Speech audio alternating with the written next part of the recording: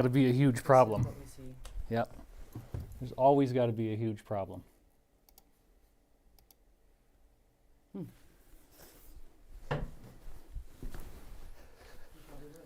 Yeah, we probably were live. Okay. All right, everybody. Sorry about that. This is normal because, none of this live streaming stuff really makes any sense. But enough with all the technical stuff. Let's get down to business. Looking at our slide here for a moment, I'm calling this part 4 of our investigation into the global, very acrimonious elite divorce that is going on right now on a worldwide level, which also kind of looks like a battle between good and evil, to be very honest. And what I've been telling everybody is, if you aren't paying attention, you should be, because everything that I've been telling you all these years is coming to a head right now. And this is actually a tweet that somebody wrote in from just a few minutes ago. 34 minutes ago is when I took the picture. It was about 12 minutes ago that I took that picture. Samanon says, everything you said before has been happening. Thank you for sharing. It is blowing my mind to see it all unfolding. LOL. So as I've said before, folks, let's go over here. Yeah. So this is the secret. Okay. This is what I wrote long before this stuff started happening. It was already finished in January. The manuscript was done. I can prove that. And it talks about everything that's going on right now. This is the latest book, Awakening in the Dream, and it's pretty awesome. We've got the highest ranking on Amazon yet out of any of them. It's like a solid 5-star. Really, really incredible. So thank you guys, all of you out there, for your support. As you know, my focus is always on going beneath the surface, looking at the deeper stories that are hiding behind these headlines, and looking for the spiritual truth that can be found in otherwise inexplicable social and public events. We are not in a normal period of time. We are poised on the brink of something that is extremely big, much, much bigger than the incident in 2001 in September, much bigger. And I have every confidence that this event is going to take place very soon. There will be a whole series of events. It's probably going to be the most game-changing, eye-opening, shocking, revelatory moment in any modern history. I can't even think of anything that would compare to something like this. And what's so strange, too, is that so few people know about this. So few people have any awareness of what really is going on. I mean, let's be clear. You look at the world and you see that there's been a lot of trouble, and it's built up, especially this past year. It's gotten very intense, even searing. But what we haven't really seen is a ray of light, a ray of hope. A lot of people are very, very worried. And what's happening right now is what we could call the dark night of the soul. And this is happening on a global level. In fact, I would say this is probably the first time that we've had a true global dark night of the soul experience. Now, what is the dark night of the soul? The dark night of the soul is a concept that comes from Jungian psychotherapy originally.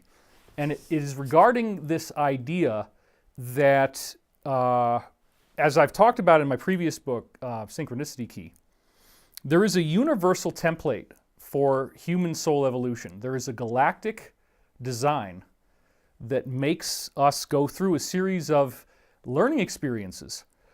Those learning experiences, and believe me, I'm getting to something. This is important, so just hang with me, okay? The learning experiences ultimately are here to teach us about the fact that we live in a spiritual universe. Everything for why you're here on earth, the whole reason you're here, is spiritual. And if you haven't figured that out yet, then you're probably repeating a lot of traumatic experiences and not learning from them, and you're not really getting what this is all about. So the fundamental principle that all of these videos that I give you is based upon is the idea that the universe itself is alive, the universe is intelligent, the universe is conscious, and your awareness has a direct linkage to that universal awareness. You have access to the cosmos within yourself. You have all the technology. You don't need to buy anything new. You don't need to get upgraded. Well, there is an upgrade going on, but the point is, if you think about the Jack in the Box, right? You're cranking that wheel and you don't know what's going to happen, and then boom, it pops out. That's spring-loaded, okay? That's a term I would like to use, spring-loaded. Your DNA is spring-loaded. And the events that are taking place on Earth now are actually transforming our consciousness and ultimately our physical bodies and our evolutionary level. Now, this happens gradually, okay? It's not necessarily anything sudden. But if you look back at the research that I've put together over so many years, we have credible scientific evidence that, for example, the DNA molecule can originate out of non-living material. A simple solution of water with some basic nucleotides in it that would be found anywhere in the universe, and you beam in electromagnetic energy that has the signature of water, the signature of DNA rather, into water. And DNA grows in the water. This is what we ended with on the last video. So think about the fact that all of this is coming together now. All of this scientific knowledge that is so groundbreaking, to realize that we are part of a living universe, that we have this connection to something much greater than ourselves, and it is inalienable, it is inalienable, it is irrevocable, and you have a true sovereignty. So in the book Awakening in the Dream, I go through an extensive analysis of what for me has always been my core spiritual body of material. And that is called the Law of One.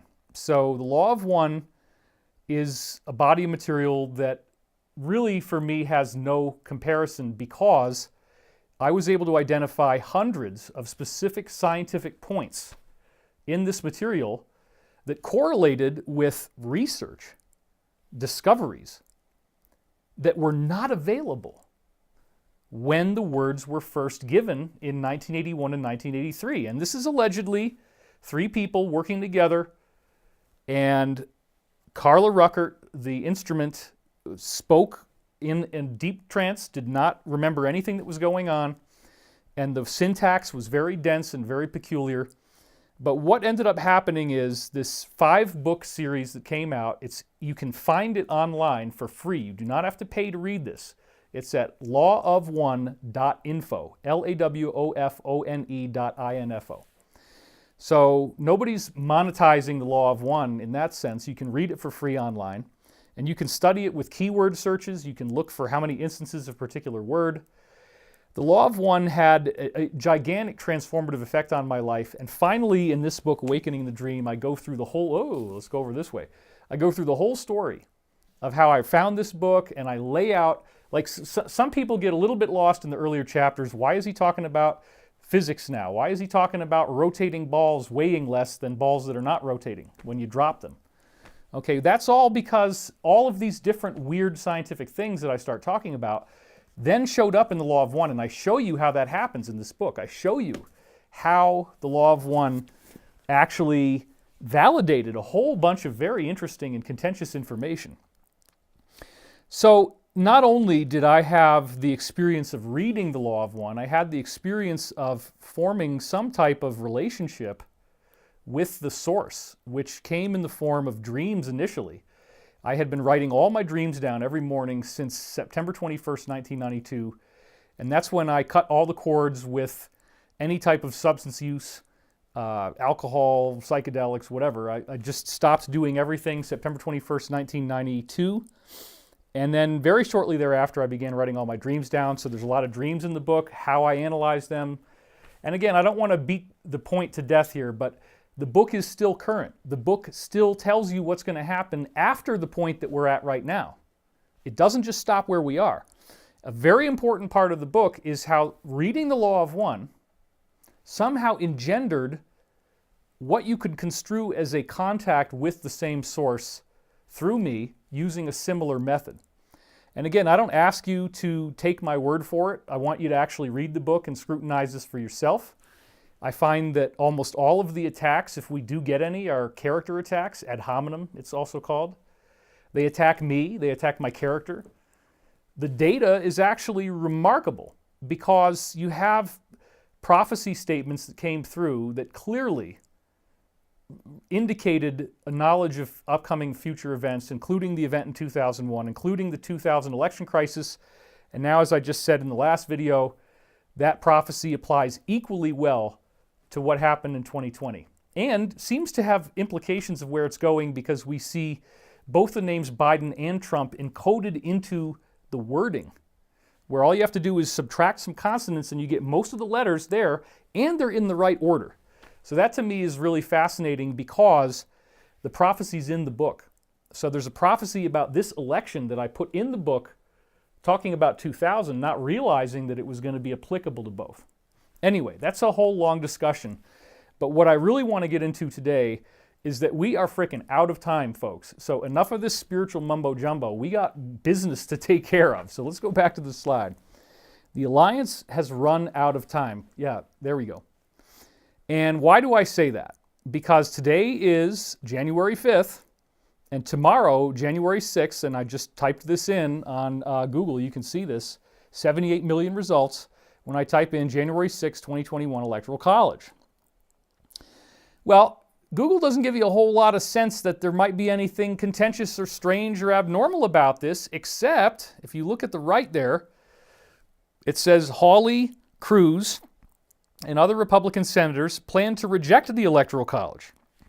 What the heck is that all about? I'm kind of amazed that they even have a clickable link there, but then again, they're not going to tell you what is really going on. People have become so disillusioned with mainstream media. The level of anger that I see now in the videos that people are putting out, and I don't advocate this stuff, by the way, folks. If we are going into a situation where there's going to be military activity, for God's sake, stay in the house. Okay, when I used to live in California, we lived up on the area where there was a good mountain view. We had a good, solid view. And one day, my old buddy from high school, Jude, was staying with me, and a helicopter started circling my house. While it's just my buddy and me in there alone, okay? The helicopter is circling the house and shining a spotlight inside the windows. Now try to imagine, with me, with who I am, and with what I've done, and all the crap that I've been involved in over the years, and a helicopter starts circling your house and shining a light in. You wonder if this is it. You wonder if you're going to start seeing guys zip-lining out of that thing and coming in. Okay, that's what I was thinking about. My buddy starts panicking. He goes, and I'm going to use my vocal impression. What do you think we should do, brother? What should we do? Should we go outside and put our hands up? And I'm like, dude, absolutely not. We are not under arrest that we know of.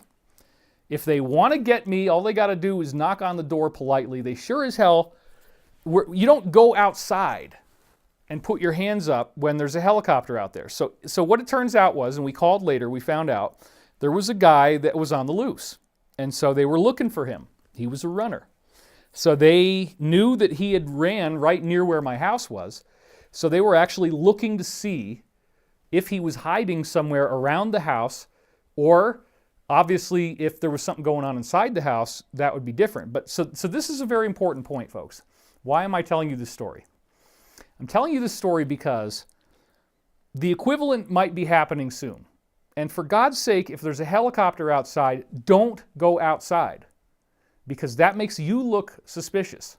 Okay, that's what I told Jude. I said, we are not going out there, because we go out there with our hands up, they're going to assume we're guilty, and they're going to tell us on the bullhorn to get down on the ground. No frickin' way. So if any of this kind of stuff starts happening, do not be an American hero. Do not be a weekend warrior. Do not pick up your piece and run outside. You stay in the house. This is very, very important. And I cannot stress this enough. The groups that the Alliance has chosen to work with, they already have all those established relationships, as far as I know. If you get some other kind of instructions, if somebody comes to your house and it seems official or whatever, if that kind of thing happens, fine. But it's very critical to just remain calm. I cannot stress this enough. People are going to panic. They're going to not know what's going on, especially in the larger city areas, because what you might be seeing is lots of helicopter traffic, lots of activity, and a lot of concern. And a lot of, because the whole scenario that we're hearing about probably will include at least no telephone, no internet, and possibly no power. There was a very, very significant hack that happened last year and around March, and they've made it public now. I'd heard about it before it was public, where the certain foreign entity with the name starting with C, and I'm being very careful when I start to talk about certain things, so we'll just call it C, okay? That way, these videos are not as easy to find by things that go around and sniff for keywords. So that's what we're doing, okay? Just so that you understand why this burden of me talking in code is necessary. I'm not doing it to entertain myself. There's a very specific reason, because I think at this point, these guys have got a lot bigger problems than this video, but we still don't want to make it easy for them to find it, okay? So the C, this country that starts with C, what we're dealing with, apparently, is a prolonged anger, which is understandable, honestly. I can understand why they're angry. I can understand why they dislike Americans. I can understand why they dislike our politics, why they dislike our leader. I can understand why they would want to see this country completely humiliated and brought to its knees. And if you don't know, then you're not really being savvy about geopolitics. We have caused a lot of, we as Americans, right, with having this, the most affluent country in the world, having the country with a much, much larger military budget than other countries in the world by an enormous amount. We've also not only been hated, but we've been a beacon of freedom. We've been a beacon of how to run free and fair elections. We're the model that other people in the world tend to want to follow. Not everybody, but certainly there's a sentiment that's been fairly sympathetic to America.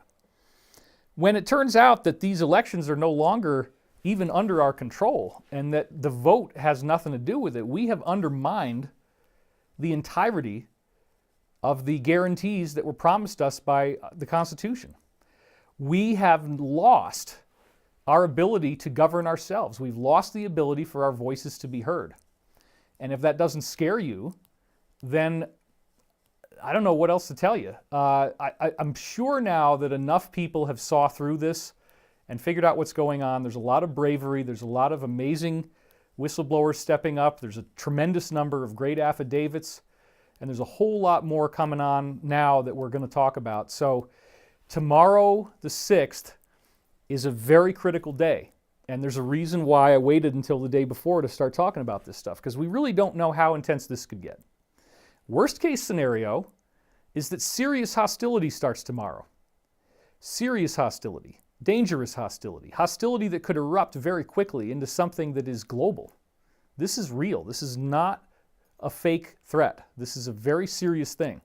Because if nothing were to happen tomorrow, if there was no opposition, and remember, we have, I forget the last count, it's like 140 people in the House of Representatives, and it's something like 13 senators, last I looked, it's probably more now, that are all planning to oppose this.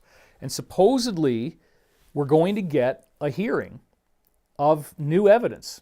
And this new evidence, if all the sources and all the chatter that's out there, and these are reliable, sources right next to the president, it looks like we're going to get new information.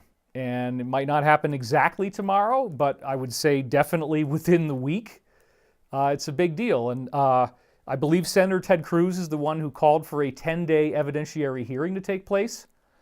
A colleague of mine, Natural News, Mike Adams, has actually said that he doesn't think this is necessarily a good thing. But his first broadcast, when it first came out, he was excited about it. And I think it is going to be necessary. The alliance has to factor into the equation that people need enough time to encounter information, to read about it, and to think about it. This would be the ideal structure.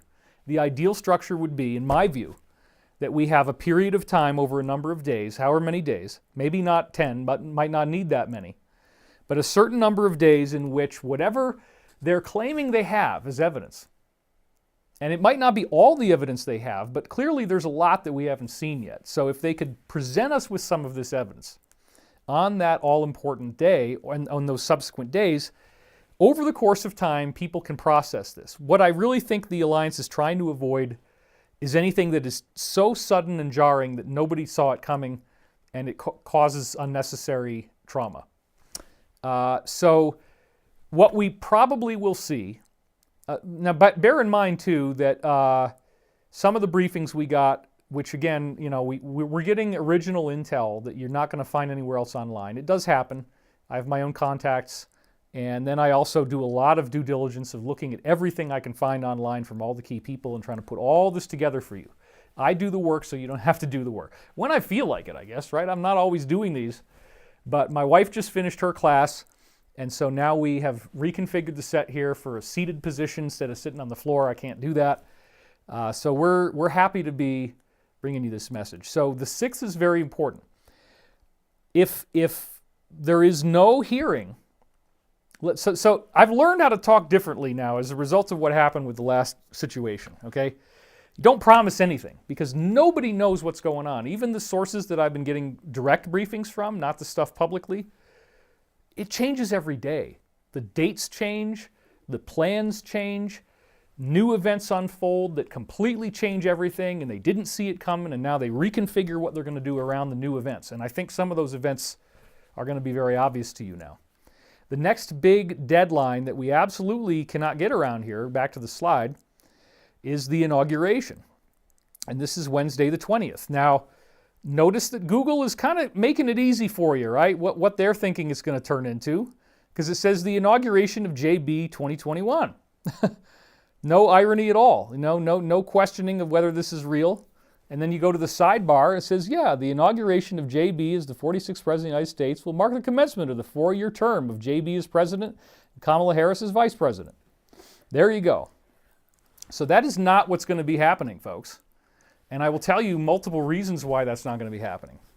It's not going to be happening because everybody in the alliance is dead if they allow this to happen. And that's what we were told. Everybody is dead.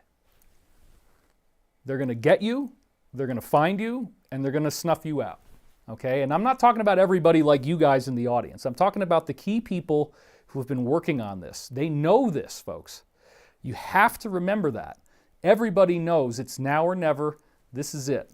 Okay? So we're not talking about, oh, I wonder if something might happen, or, yeah, I don't know. I'm not really, this is just another one of those things. David does a video and then nothing happens. Wait a minute. Freedom, back to the slide, freedom is about to be restored like never before. What you're going to see is not a negative at all. I'm concerned about it, but honestly, I think the whole thing's going to go pretty smoothly, and I don't think it's going to take that long. Could be 3 days, could be 5 days, could be a week, could be 2 weeks. I doubt it's going to be much more than that based on what everybody seems to be thinking on the inside. But you know, if you follow my work, that I've been predicting something like this, some kind of mass arrest, all the way back since 2009. Now, what is that I'm talking about? Okay. The mass arrest scenario, and I usually put those 3 words together, the mass arrest scenario involves the idea that the people who have really been doing the evil stuff, the people who are the hidden elite conspirators that have done so much to try to damage and destroy life on Earth, that there is a layer of history that we're going to hit where the only way we can solve this thing is to arrest them, and the only way you can do something like that, since it's an organized crime ring, is to do a whole bunch of it at once. And so we're looking at the distinct possibility that in multiple sectors in which the public has been greatly deceived, that there will be arrests. This includes media. This includes social media, big tech. This includes all kinds of stuff in the government, all kinds of people in different positions, and many, many other things, financial related, corporate related, probably pharmaceutical related.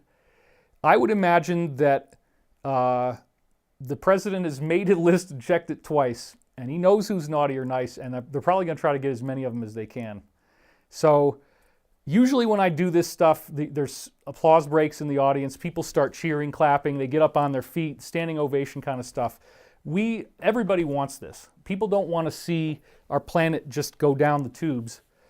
And we're very, very frightened about what might happen, because if the inauguration takes place on the 20th, JB could immediately invoke the insurrection, as it's called, the act, and I'm not going to say it back to back, he could invoke that and then immediately, go to business on the alliance. And so they're very concerned about the 20th and that he could get slipped in, even though there's something going on in dispute.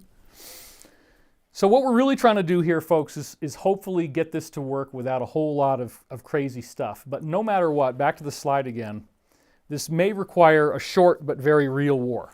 Okay, that is probably going to happen. There's probably going to be some big-time damage in the major urban areas. Some of them may be down for months. Okay, I'm going to be honest with you. It is not, let's go back to the front one here. It's not a good time to be unprepared. And so one of the main messages that I also have today is to be prepared, to do the things that you need to do to make sure that you have fuel, that you have food, that you have water, and that you have enough blankets if your house doesn't have heat, that kind of stuff. But at the same time, back to the slide again, despite the fact that this kind of stuff might happen, it's going to be quick and efficient. It shouldn't take very long. And we're asking that you please remain calm and reassure other people. Now, why is it going to have to turn into this? Well, the Alliance, as I said this last time, the Alliance has already been calling this a cyber Pearl Harbor. And after I mentioned that term, I noticed that all the other folks started to use it. That was because we were tipped off a little bit in advance of when everybody started using it. If you noticed that was pretty cool. And again, one of the things that we keep hearing, which seems incredibly insane, I mean, incredibly ridiculous, but, and again, if you want to look at this as comedy, that's fine, but I'm not laughing. This country may actually try to invade. They may, apparently, they've already got the assets in position. And we've heard a lot about this stuff. So this is crazy. The hack that they did last March, apparently they got into the power grid and they figured out how to turn everything off. Some of the briefings that we've been getting are that all of those hacks have been closed. They've been worried about the possibility of some malware in there that could still cause some things to happen, but they've worked really, really hard to try to get any of that out. So we don't think that it's going to be a big grid problem, like a long-term grid problem, but it appears that the original plan, if it was done the way they wanted it to be, would be that nobody has power. And in a situation like that, if you moved very rapidly and people didn't anticipate something, you could probably get a lot done if there was no power. So hopefully the power outage thing's not going to happen. We don't really know. But if they were to try this, let's go back to the slide again. I think deterrence makes this very, very unlikely. And the reason why is that no matter what they do, if they were to actually do this, it's the end for them. It's mutual destruction, and they would lose a lot more than we would, we as in America. So let's talk a little bit about some of the strange stuff that you might not hear from anybody else but me. There was a strange UFO sighting that actually may be related to what's going on now, because as it turns out, both the US and this other country have what you could think of as UFOs, anti-gravity machines. So let's talk about something that only happened literally yesterday. There was a very suspicious, multiple witness UFO sighting in Hawaii. And here's the link to that from good old ABC. Bright blue UFO seen crashing into ocean near Hawaii prompts calls to 911 and the FAA. And then when you zoom in on this, you can see that the voiceover of the person. I look up and then I was like, oh, smack. And you look at the image here and you can see something that looks kind of triangular or boomerang shaped. And so apparently what happened is that this object was seen and filmed. You can watch the film for several minutes by many, many people. And then it literally drops down into the ocean, just flies right into the ocean like it posed no resistance. So here's a little bit, I'm going to read you a little bit of this.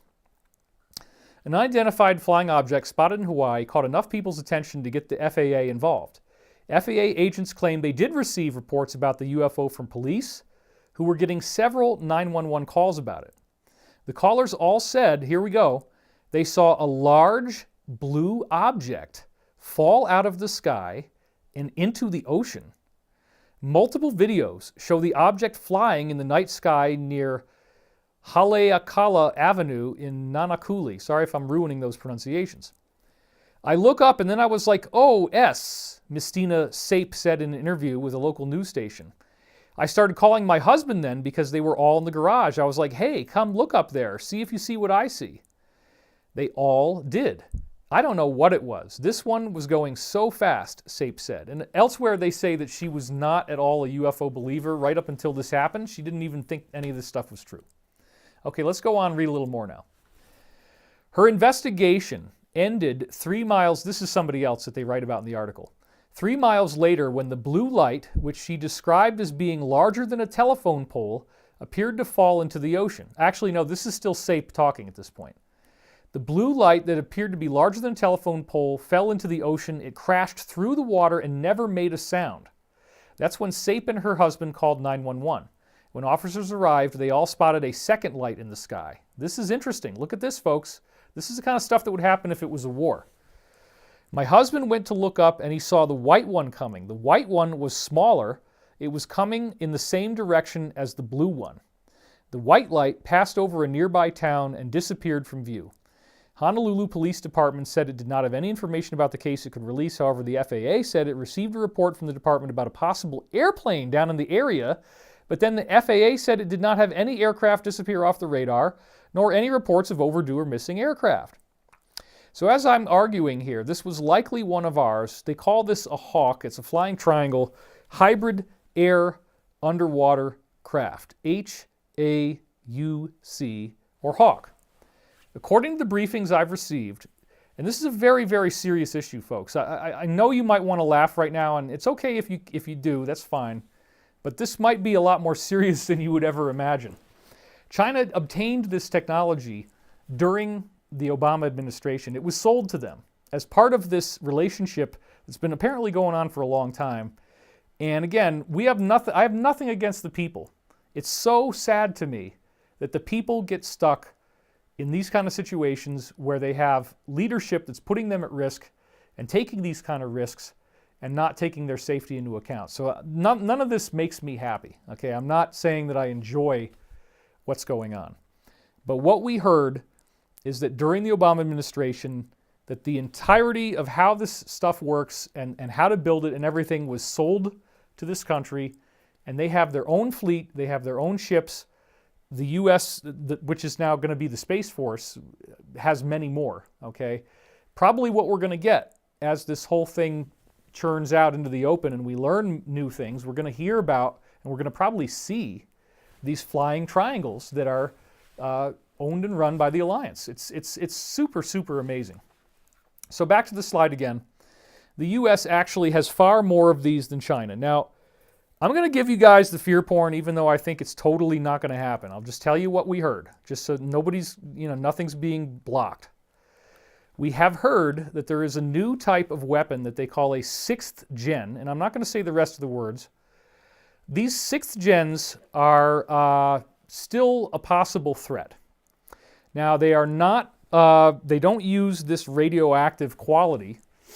So supposedly, there's no actual long-term damage, but everything inside the area that is affected turns into a very small thing. So like if you can imagine a spherical type of halo that goes and just pops in on itself, and then everything inside that halo just gets squished down to a very small size, and then whatever else is around it is just a crater of what would have been there outside of that bubble. What we've said here, I think it's very, very unlikely that anything like this is going to happen. But some of the things that are being worried about right now is that there could be a 6th gen attack from this country against the U.S. and possibly others. If those attacks take place, if those attacks actually do happen, it's a tremendous, tremendous issue. It's a tremendous damage, and it could be very sizable. However, because I'm the ET guy, right? Let's go back to the slide real quick. Benevolent ETs have prevented all other attempts of anybody trying to do this kind of stuff with these kind of weapons. So I want to be very clear about this. There have been so many instances where plans like this were made, where weapons like this were getting ready to be deployed, and then there is high-level, if you will, extraterrestrial or something in a craft, we don't know who they are or where they are from, something shows up, appears over the installation where these weapons are, powers them all down, and then leaves and everything comes back on. Or in the case of around 1991, 92-ish, or 1991, somewhere in that vicinity, everything that we had on all different sides all got melted down and became non-radioactive. Now, there's a number of astronauts that have talked about this phenomenon. It's fascinating. It's true. As weird as it sounds, this is apparently happening. We do have what I believe are good guy, benevolent ETs, good guys and gals, that are helping us. I think what we're going to learn here is that we're not alone in the universe, and we're not alone on Earth, and there's actually a number of civilizations who are visiting us now and who have our best interest in mind, because there are universal laws where we are not allowed to destroy our planet. We are not allowed because there's so many other cultures that are actually here. So one of the most eye-opening things, which of course is one of my big wish list things, is disclosure. And when we find out how much we're not alone, how much we're already a Star Trek society, how we already have bases on other planets, we already have bases on the moon, we already have interactions with a wide variety of extraterrestrial cultures, and they want to help us. But they just need us to go through this collective awakening. It is truly brilliant, the way that this thing has unfolded, that there's this collective awakening, this flowering of consciousness taking place, where people are finally seeing something I've been trying to talk to you about for so long. And sweetheart, did we have like how many people are watching right now? Curious. 12,000. 12,000, wonderful. All right. But I got the time wrong on the email, so more people will be. Oh, okay, we got the time wrong on our email, so more of you will be coming soon enough, or you can watch it afterwards. So it's really important now to think about the bigger picture of where this is all going. Because the politics thing is one thing, but it's a lot more than politics. It's a lot more than just defeating this negative group. If this negative group is behind the UFO cover-up, and then they get defeated, what do you think is going to happen to the UFO cover-up? It's probably not going to continue very long. So we are on the threshold of multiple, what I would call civilization-defining events. Events that actually change everything that we thought we knew about life on Earth, and there's been several of those this past year alone. But I think the ones that are coming are even bigger and even more exciting. So despite the fact that there is potential disruption of a short-term basis that we're all going to have to go through, despite the fact that probably a lot of people are going to be really scared, I don't think that this is a bad thing. I think it's a necessary process. But also, it might take longer than I expect, and it might not be as easy as I expect.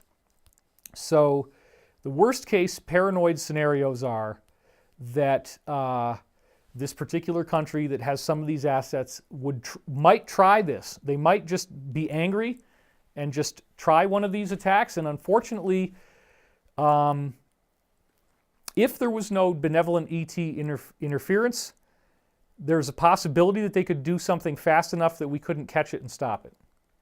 However, if they did do that, then because the force on the U.S. side is much larger, there's nothing left. Back to the slide, yeah, that's the next thing I said. They'd have nothing left if they tried this. And we really do not know what is going to happen, folks. I'm not feeling, as a psychic, right? Because what else have we got? I got dreams.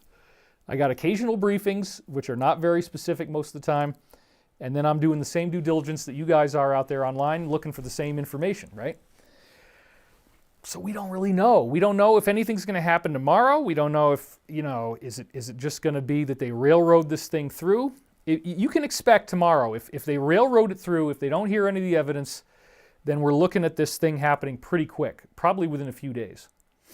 If they do allow the hearing to take place, then we might get an extension where we get to hear evidence over the course of a few days.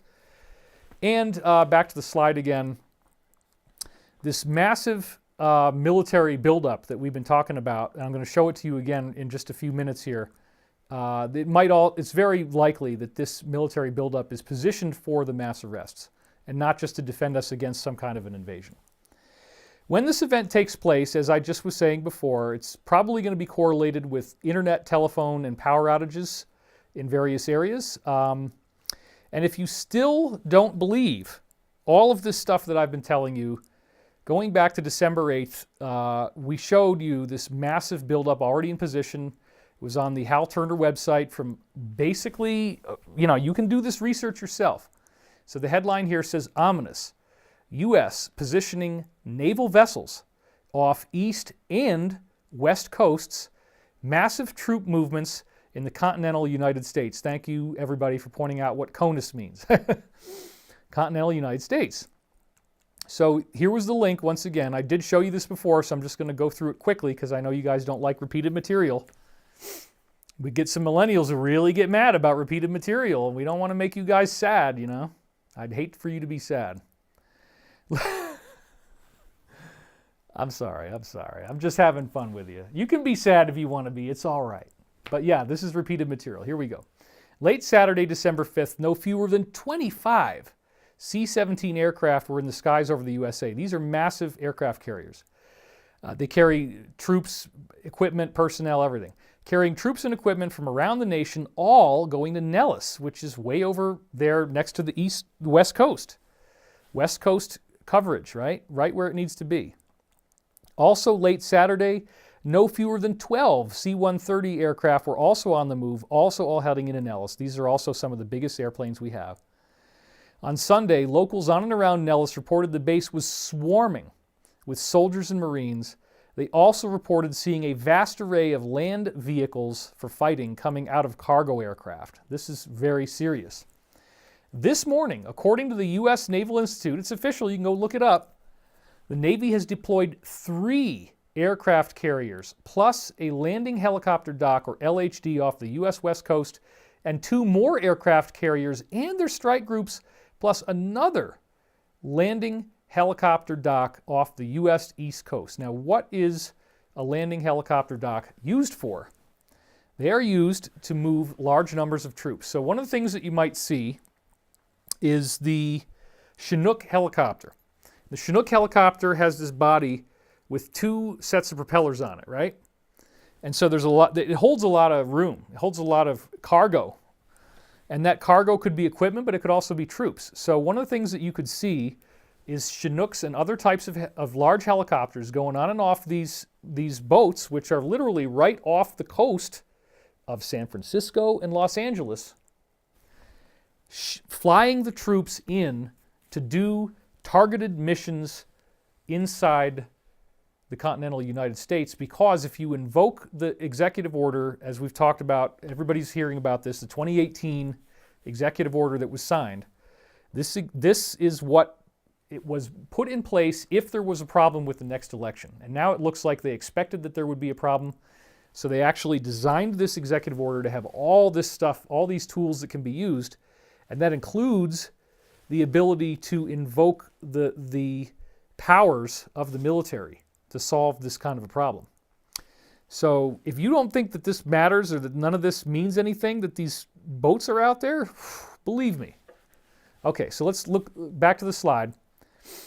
Off the west coast, he says, is the USS Carl Vinson in the Pacific, not at port. It's floating in the ocean along the Washington-Oregon border. That's Silicon Valley, that's big tech, okay? So here's the USS Vinson. The USS Essex, which is a landing helicopter dock off the coast of San Francisco. Probably a whole lot of folks from certain companies will find themselves all of a sudden being invited for a nice little impromptu visit on this boat before they get relocated to some other place down in Cuba, let's say. That's probably what's going to be happening here on this boat in the next, I don't know how long. I don't know when it's going to be. Don't say next few days, because we don't know when it's going to be. We don't know. Could be any time. And the USS Theodore Roosevelt and its strike group off the coast of Los Angeles. Now, this isn't even all the boats, folks. These are major, major movements that cost, billions of dollars ultimately to be able to position all this. It's massive. Off the East Coast, back to the slide again, are the USS Dwight D. Eisenhower off the coast of Connecticut. That's New York, that's Wall Street, and that's, a lot of other things right in the area, including D.C., of course, right? So here's the USS Dwight D. Eisenhower all loaded up.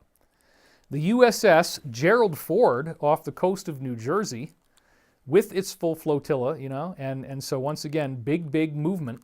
And the USS Iwo Jima off the coast of South Carolina. So there you have it right there. And I believe, this is another one of those landing helicopter docks. Okay, so when they have one of these, they can move a lot of helicopters, which means a lot of very targeted operations at very, very low altitude that nobody knows what's going on. They go in, they go out. It's very quick, it's very quiet. So here you're seeing right now the buildup. Okay, 2 massive detachments on the west coast and 2 more massive detachments on the east coast. And then when we look around the other area in question, we see that we have another landing helicopter dock there in Japan. We have the Ronald Reagan there. We have the Makin Island ARG and the Nimitz CSG. These are massive. Okay, so I don't know why anybody would want to do anything, because this is a superior force and it's going to be very nasty. So the other thing that I have heard from Pete Peterson a long time ago, one of my insiders who's now not with us anymore, is that these ships might be loaded with unexpected technology. Now, what do I mean by that? Okay, you say landing helicopter dock. Oh, right, David, and you're talking about how they were flying around your house and your buddy was worried because, the spotlight was going into the house. Yawn, yawn, yawn. It's just helicopters. It might not just be helicopters, folks. Pete Peterson told me a couple of years ago that they were going to bring all these aircraft carriers back into port in the United States and quietly were fitting them out with new advanced technology that the public doesn't even know about. And this apparently includes a technology called masking, where you might hear something going by, if at all, but you don't see it. There's an electromagnetic bottle where light bends around the object and you don't see it anymore. It's cloaked. That's what most people would think of it as, cloaking. The technical term is masking. So is it possible that these landing helicopter docks and aircraft carriers are actually carrying unconventional stuff that we don't know about, that may make not very much noise, if any noise, and that may be able to go in and out, not visible? You don't see them, but they can go in, do a mission, and leave. And if that's true, then a lot of stuff is going to happen that nobody even knows unless these people end up getting brought to trial. There's a whole lot of stuff that could happen that's very quiet that you might never know about. So I just want to put that out there, because I had many discussions with Pete about new technologies that were going to be put on these carriers and the things that you can do with them. I mean, we have this stuff already. We have the ability to fly missions that don't make any sound, that you can't see, and it's only going to be visible once people come outside of the bubble. So like if you actually got to see this and one of these lands, the soldiers would suddenly become visible after they walk a certain number of feet away from the object. Up until then, you don't even see them. So that would make it very interesting. We don't really know what they're going to do, but I think they have plenty of resources, so I wouldn't worry too much about it. All right, so let's go back to the slide again. This is from the Hal Turner thing that was on, whatever it was, December the 8th. Given these new naval deployments and the very large, sudden movement of troops into Nellis Air Force Base, one gets the impression that the United States is preparing to defend its homeland from actual invasion. Hint, that may actually be the case. We talked about this. The word in intelligence circles is that if the Supreme Court voids any or all of the November 3rd E, I'm going to still use that word, sorry, due to the massive F and violations of the U.S. Constitution with changes to E laws and the lawless extension of voting for weeks in violation of 3 U.S.C. 1 and 2, the Dems are planning on asking the UN to invade, to depose blank as a dictator. Now, if that is what happens, if it is the UN, who do you think they're going to use? The same country I've been telling you about. That's the whole point. They would try to say, oh, it's the UN because this guy is so evil and he won't give it up and he won't let go of the presidency. Why won't he leave? Let's just go and get him out. Let's just get him out. That's what they're worried about, folks. This is all very serious stuff. There is also, back to the slide, there is also word within intelligence circles that the states of California, Oregon, and Washington, plus New York, might actually try to break away from the Union if blank gets 4 more years and may need to be forcibly brought back under U.S. control, the same way renegade southern states were handled back in the 1860s Civil War. I'm not sure if I believe this or not. I think that what's about to happen is evidence coming forward that's going to rock everybody to their core, and there's going to be, it looks very much from all the briefings, including the stuff that's publicly available that you're going to see with me in a minute here. This is coming in fast. We're not waiting very long. And in fact, back to the slide, the war is already happening now. They're already fighting. There's already firefights going on. They're just not talking about it. And the firefights are in the form of these various suspicious accidents. We talked about the one that happened on December 9th, where right in the middle of where all these irregularities took place in the key state of Michigan, an F-16 crashes, and this is one of ours. And it's very oddly timed, and we talked about that before. That was on December 9th. Then the very next day, we talked about a possible strike against troops that apparently were hidden here. Supposedly there was 50,000 of them in an underground base in a remote area of the state of Maine, which is huge and mostly unpopulated. And it was supposedly listed as an earthquake. Now there's been another really weird one. On Christmas Day, 2020, in Nashville, Tennessee, a mysterious and hidden AT&T data hub center got involved in a big explosion and was completely destroyed. So it says here from CNN, no less, AT&T working to restore outages after Nashville explosion. And then from this same CNN article, they linked to this tweet where Shimon Prokopex says, "Well, now I know what it's like to have no cell service and no way to communicate. I landed in Nashville, and because of the explosion, none of my phones worked. Nice strangers let me use their phones. This is anxiety-inducing, and it gets even worse. The hotel landlines aren't working either." So we got 3,600 likes. Yeah, that's pretty good, you know. So, okay. Yeah, so everybody lost power to their phone. They didn't get what they wanted. Then a couple days later, the Nashville mayor believes that the explosion targeted AT&T's infrastructure. This, of course, is one of many speculations of foul play. Because think about it.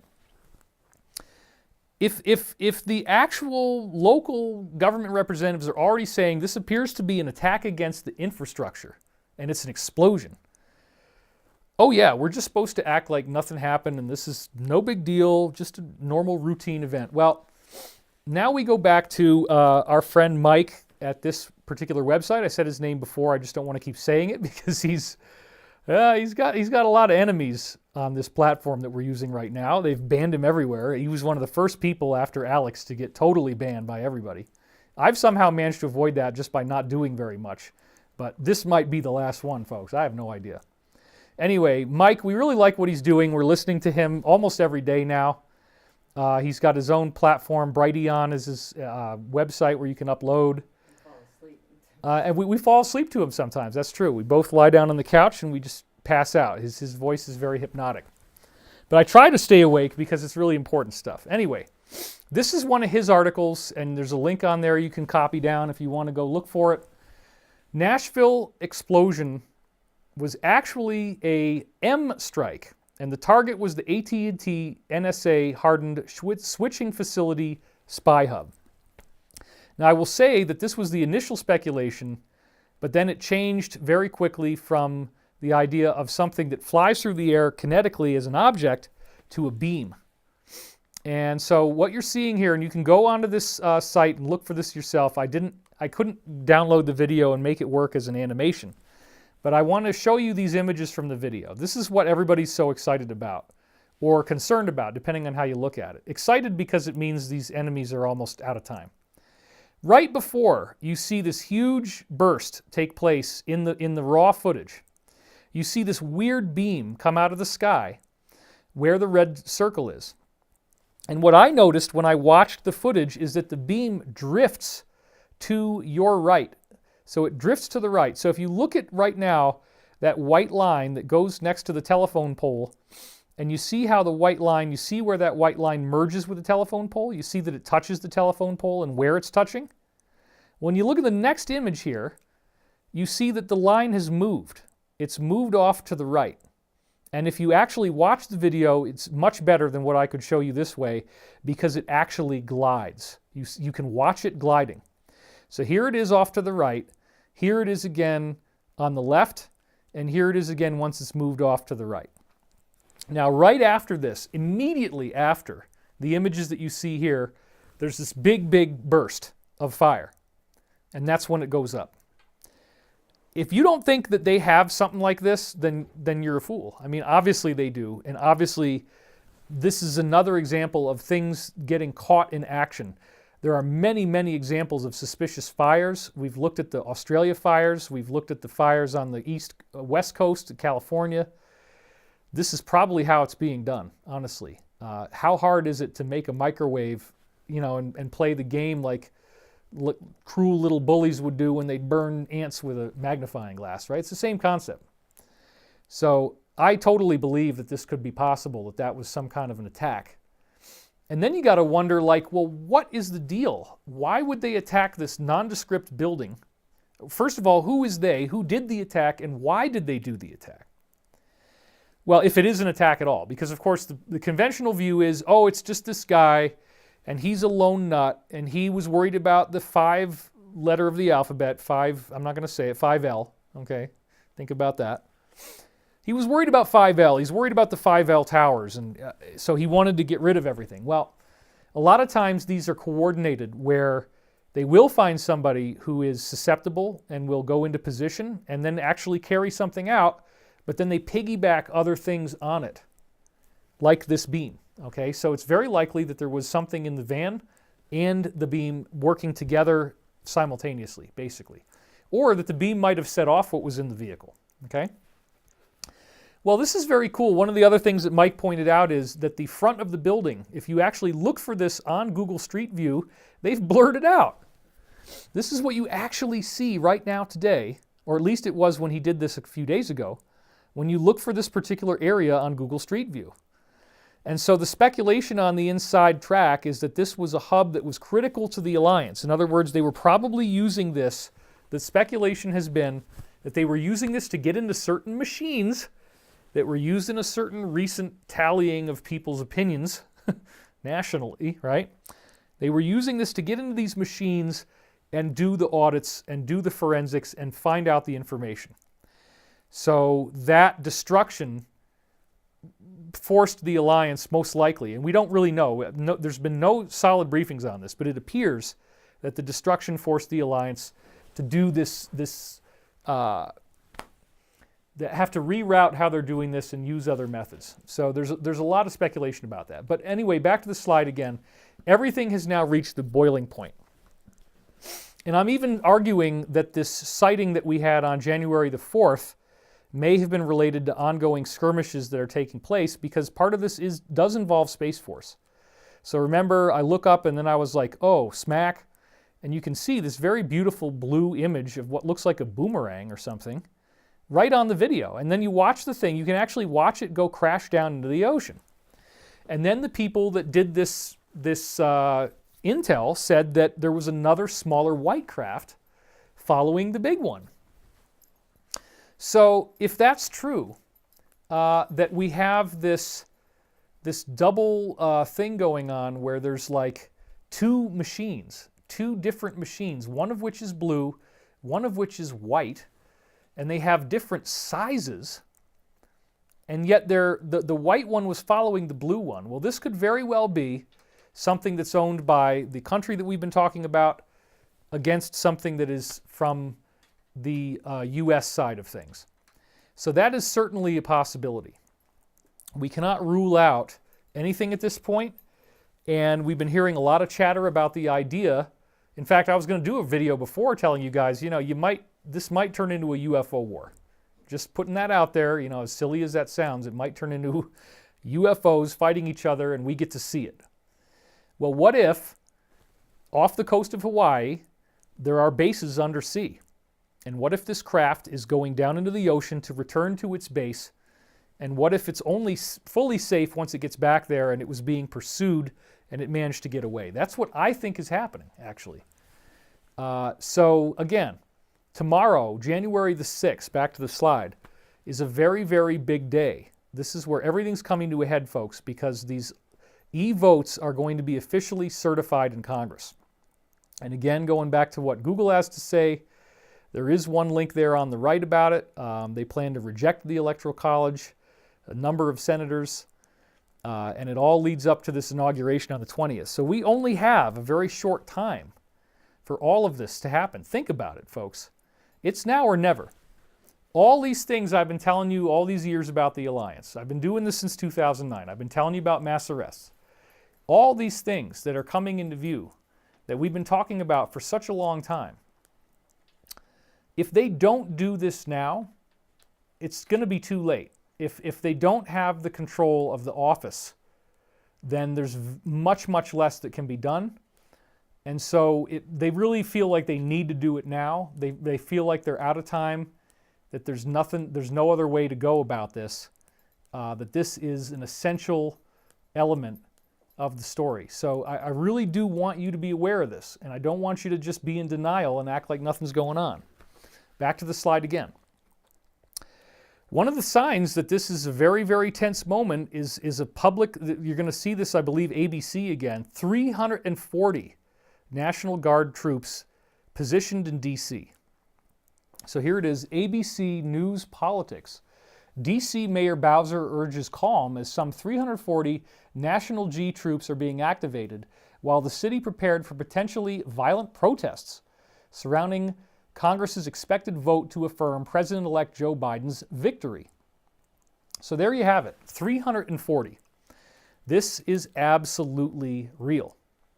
Now, some of the briefings that we're getting are really dire, but multiple dreams that I've been having suggest that this is not going to be too bad. As scary as it is, as much as I personally am feeling almost like the leap, this is the leap of faith, okay? This is the moment that we all have to kind of like trust our deepest inner knowing, our deepest inner guidance, and really, really get to a point in ourselves. Let's go over here. And really, really get to a point in ourselves where we claim back our sovereignty. That's what this is about. We cannot allow this kind of chicanery, this kind of madness to go on unopposed. And honestly, I think as people learn more and more, everybody's going to be behind this. Now, what do I mean as people learn more and more? Well, we're 1 hour in now, and I wanted to make sure that I spent enough time to get you this information because there's been a very, very significant development. You've heard me talking about certain topics ever since I first came out and wrote an article about this stuff in 2007. 13 years ago is when I went public about this group that has various names. The Illumin, you've heard the rest of that. I don't have to say the whole thing. The DS, which is deep, you know what the S stands for, deep blanc. So you got DS, and then you have another term, cabal. Okay, we've used that term. I'll just use the DS as a pretty standard one. The dreams that I'm having are telling me this is not going to be too bad. I've had a number of dreams that show what seems to be pretty smooth, fairly smooth process. And again, all that stuff about the dreams and how I do it is in here. So I think that there's a pretty good credibility track record here about my dream data and it being prophetic. And again, most of what's happening now is described in various forms in this book. And it suggests that it's going to work out. And again, the really cool part is that there are these higher beings out there, and they are looking out for us. They're going to protect us. They're going to make sure that this works. And that's why they haven't allowed there to be a nuclear war. Because they can prevent these things from happening. They can prevent sixth gens from being used. They can prevent huge swaths of any part of the world from being wiped out. Even if those weapons might have worked in other places, they would only work here if they were allowed to work. And then you got to get into how do these higher beings and how do these benevolent beings work in the universe? Well, by the time Jesus showed up 2,000 years ago, he was very politically involved, and a lot of people tend to forget this. Julius Caesar, Caesar Augustus, the Caesars of the time were the Roman emperors, and Jesus was directly facing off against them. He was overturning tables where they were taking money in that he felt was unjust, that they were charging for things they shouldn't charge for to get into the temples. They should be free. And what you ultimately see is a political persecution by the Roman government, ordered by the emperor of Rome himself, Caesar, to have the crucifixion take place. What shocked everyone so much, if you believe that this did happen, is that Jesus somehow dies on the cross, goes into the tomb, comes out 3 days later, and people don't even recognize him. He looked different, and he was apparently glowing, but he actually had to show wounds on his hands to certify that it was still him. Now, there's some people out there who make videos, and they're very, very cynical about religion. They're very, very cynical about Christianity. And they certainly, those types of people think that it's all a myth, that nothing really happened. However, it seems highly unlikely that all of these accounts and these stories occurred in a vacuum where somebody just fabricated the information. There's no truth behind it. To me, it seems far more likely that the events did take place because of the sheer galvanizing impact that it had upon the Roman government of the day, such that they had to actually put him to death publicly in front of everybody. You can't cover that up. A miracle man who's walking on water and multiplying loaves and fishes, doing all this cool stuff, water into wine. If that kind of thing is happening, if he was able to do spontaneous healings on people, then it would be a threat.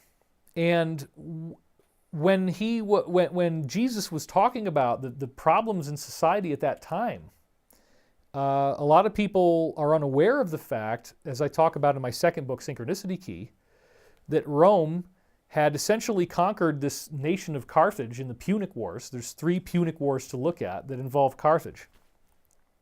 Carthage openly, and this in the history books, anybody can find this, Carthage openly was involved in worshiping deities like Baal and Moloch, evil beings that they would offer sacrifices to. These are sacrifices of people and children and infants. It's publicly known that this was done.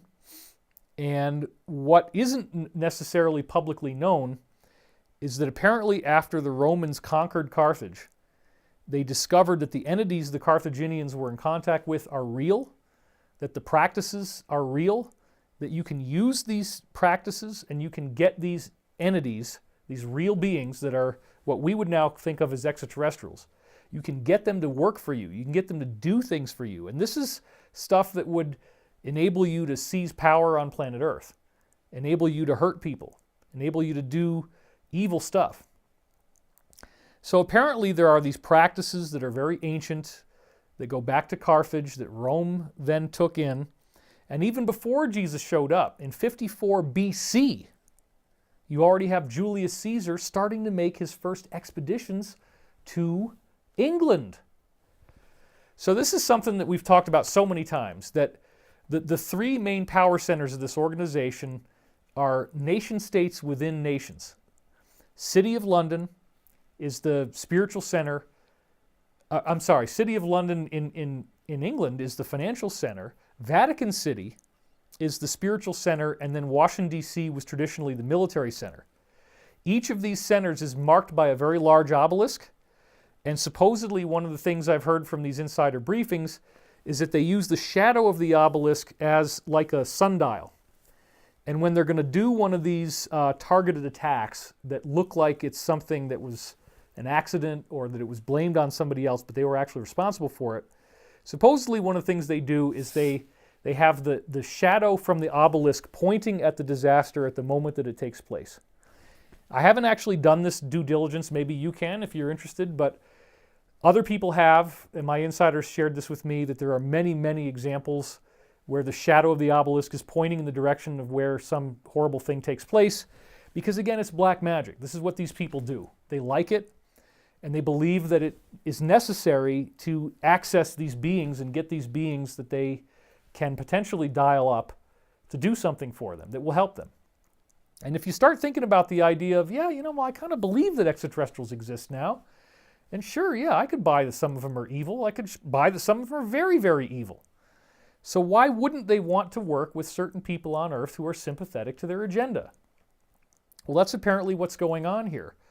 These Carthaginian practices, these Carthaginian gods, were assimilated by Rome and were then brought out from Rome to England, beginning again 54 BC. Julius Caesar starts to settle there. City of London becomes the financial center. Washington, D.C. becomes the military center. Apparently, these people never stopped using the Carthaginian old religion. Jesus came and he was opposing them. He opposed Rome. The Roman emperor is the one that put him down. And then when they couldn't control the spread of this as it goes on for hundreds of years, by 325 AD, 325 years after year one, which is supposedly when Jesus was born, supposedly 325 AD, it's such a big problem now, I'm speculating, that it's been such a big problem for Rome that what they had to do is bring all these different folks together. Let's go back to the center camera here. They bring all these different folks together to folks who have different pieces of what we now call the Bible, right? This guy has a piece of the book of Matthew. This guy has the book of John.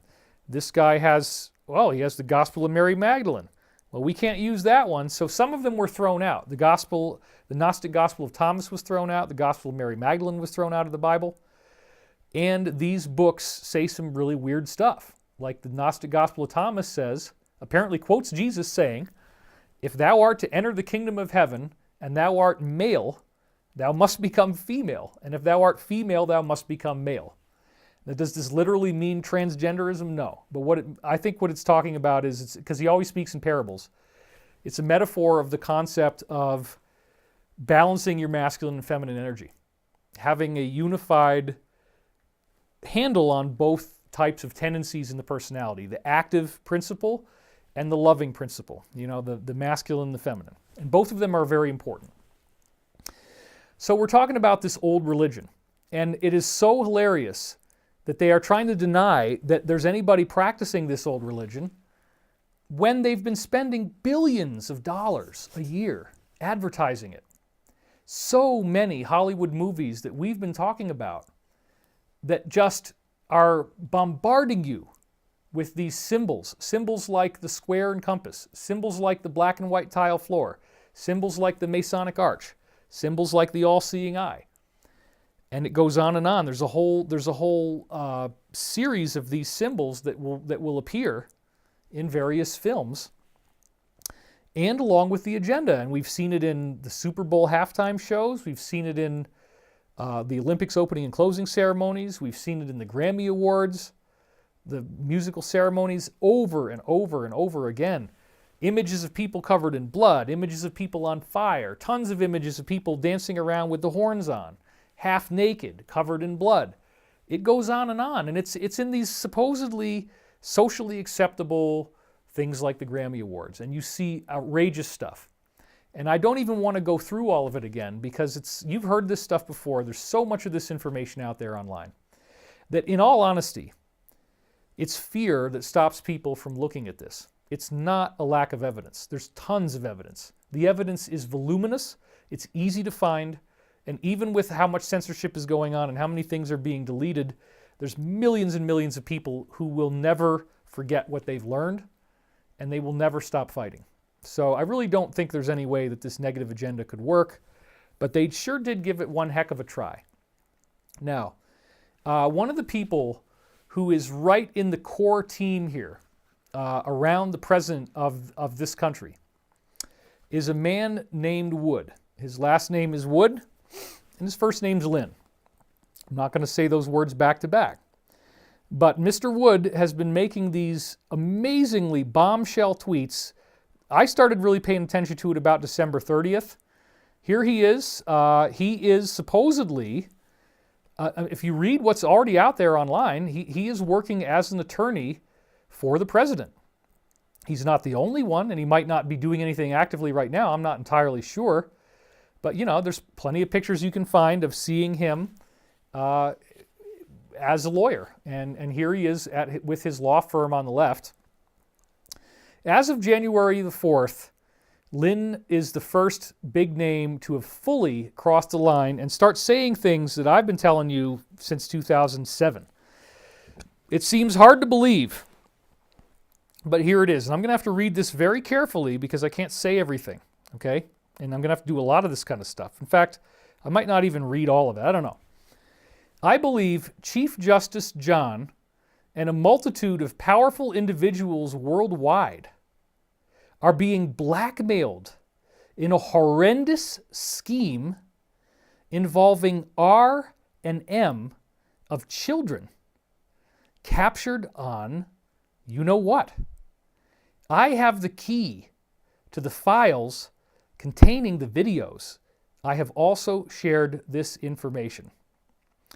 And you can see here 58,700 likes at the time it was taken in, 26,000 retweets. That's huge. This is another one that came in on the 4th that was sent to me before I started to do a lot more work on this, where he said, this tweet was an insurance policy. The evil forces behind this B scheme, sorry, I'm going to have to do this, of C, R, and M need to know that others have the encryption key. Whoa! I have a procedure in place. If I die in the near term or if any member of my family is harmed or threatened, the key will be released by many. This is astonishing because when we get down to the brass tacks here, what is he actually saying? If you go in there and you dig in, what he's saying is they've got videos of a massive number of DC Beltway elites and others that are centrally involved in the running of this nation doing horrendous things, as we just talked about what those things are. R and M. It doesn't get any worse than this. But this is not the first time that he dropped a huge bombshell. And so we're going to start tracking this because it's such a big story, and I don't know if anybody else is going to have the courage or the desire to report on all this like I'm about to do here. And maybe it's really freaking dumb for me to be doing this. I don't know, but I want you to at least read these. Even if I can't really say all the words, I want you to look at it, okay? Let's just go through it together because I think it's important. So the first big bombshell was on December the 30th. And this, I mean, Elizabeth and I really spent a long time talking about this one. He told us that E is alive. And you can see who E is. And you can think about it. The guy that had the island, okay? Just think about it. If you're not watching the video, hopefully this all makes sense to you. If you're just listening to this on an audio level. So then he says, so by the way, he's totally going after Roberts here, like big time. One tweet after another, just bam, bam, bam. Then he says a couple more questions for Chief Justice John. Number 1, you are recorded discussing Justice Scalia's successor before the date of his sudden demise. How did you know Scalia was going to die? Number 2, are you a member of any club or cabal requiring minor children as an initiation fee? Whoa! That is some serious, full-blown cowboy, I'll shoot the holster off your cowboy pants gunfight stuff, man. This is a big frickin' deal. And so then when we look at what he says after this, the next tweet that he responded to this one with, we're going to zoom in on that part up at the top now. Okay, look at this.